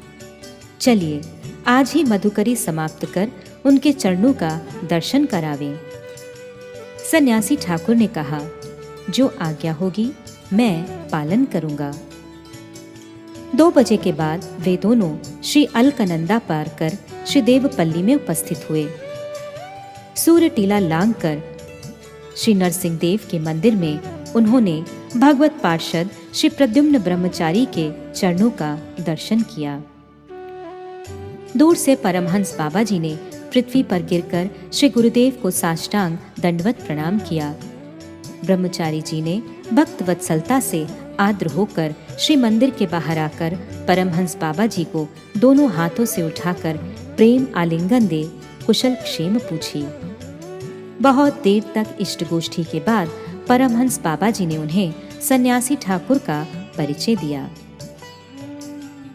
ब्रह्मचारी जी ने सादर कहा, भाई, तुमने यथा योग्य गुरु पाया है।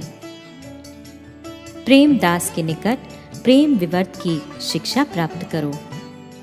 किवा विप्र किवा न्यासी शूद्र केने नय, यही कृष्ण तत्ववेत्ता सेई गुरु होय।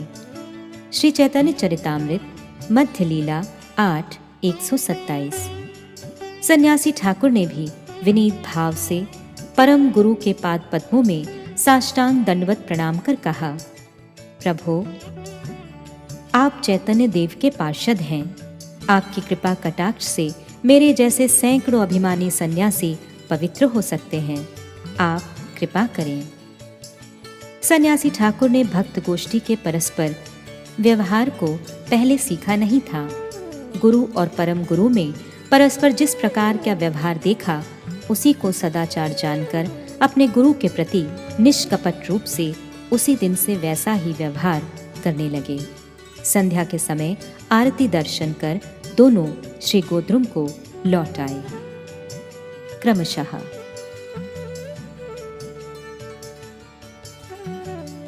श्री कृष्ण चैतन्य महाप्रभु का संकीर्तन आंदोलन।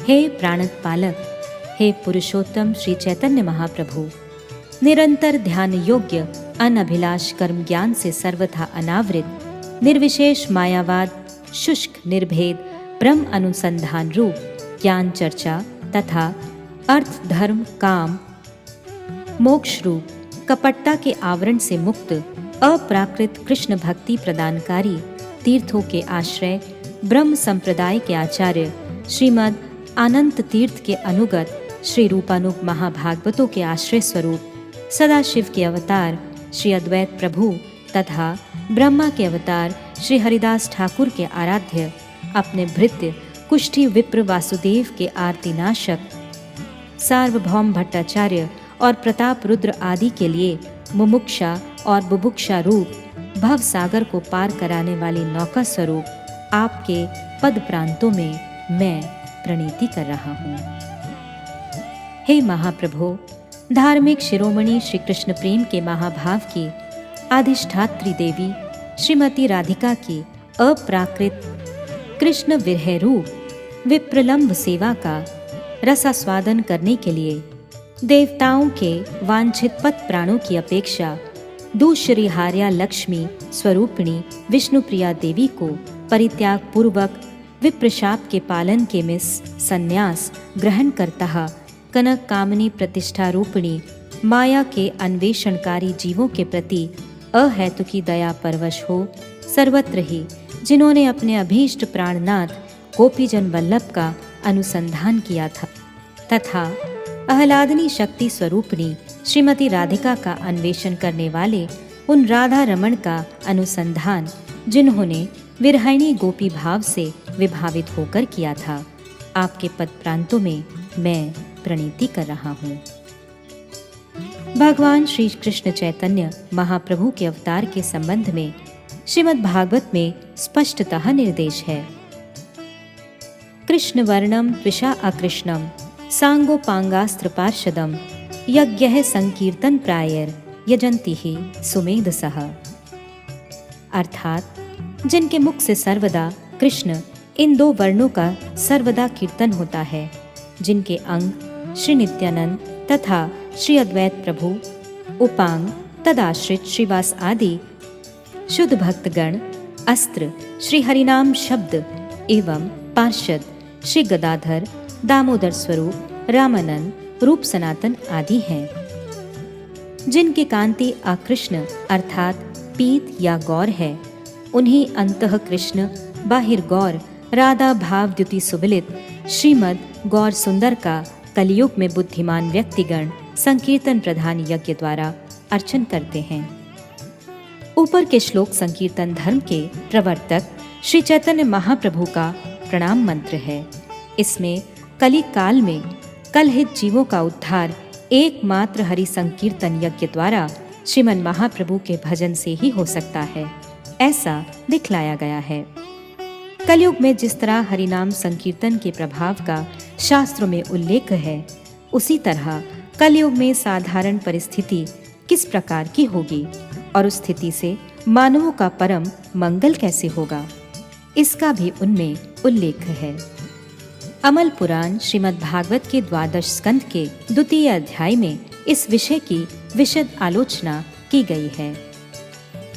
कलयुग में धन ही सकल कार्यों का जीवन होगा। उस समय मनुष्य समाज को विभिन्न श्रेणियों में विभक्त करेगा। जिसके पास जितना धन रहेगा उसको उसी प्रकार की श्रेणी में मान लिया जाएगा। अभिजात्य, गुण और विद्या के आधार पर श्रेणी विभाग नहीं होगा। धन से ही न्याय, स्वतंत्रता तथा अधिकार खरीदे जाएंगे। शारीरिक सौंदर्य ही स्त्री पुरुषों के दाम्पत्य जीवन की कसौटी होगी। व्यवहारिक कार्यों में परस्पर धोखा देना ही उपयोगी माना जाएगा। रति कौशल की उत्कर्षता ही स्त्री पुरुषों की विशेषता मानी जाएगी। 2 पैसे का सूत्र ही विप्रत्व का ज्ञापक होगा।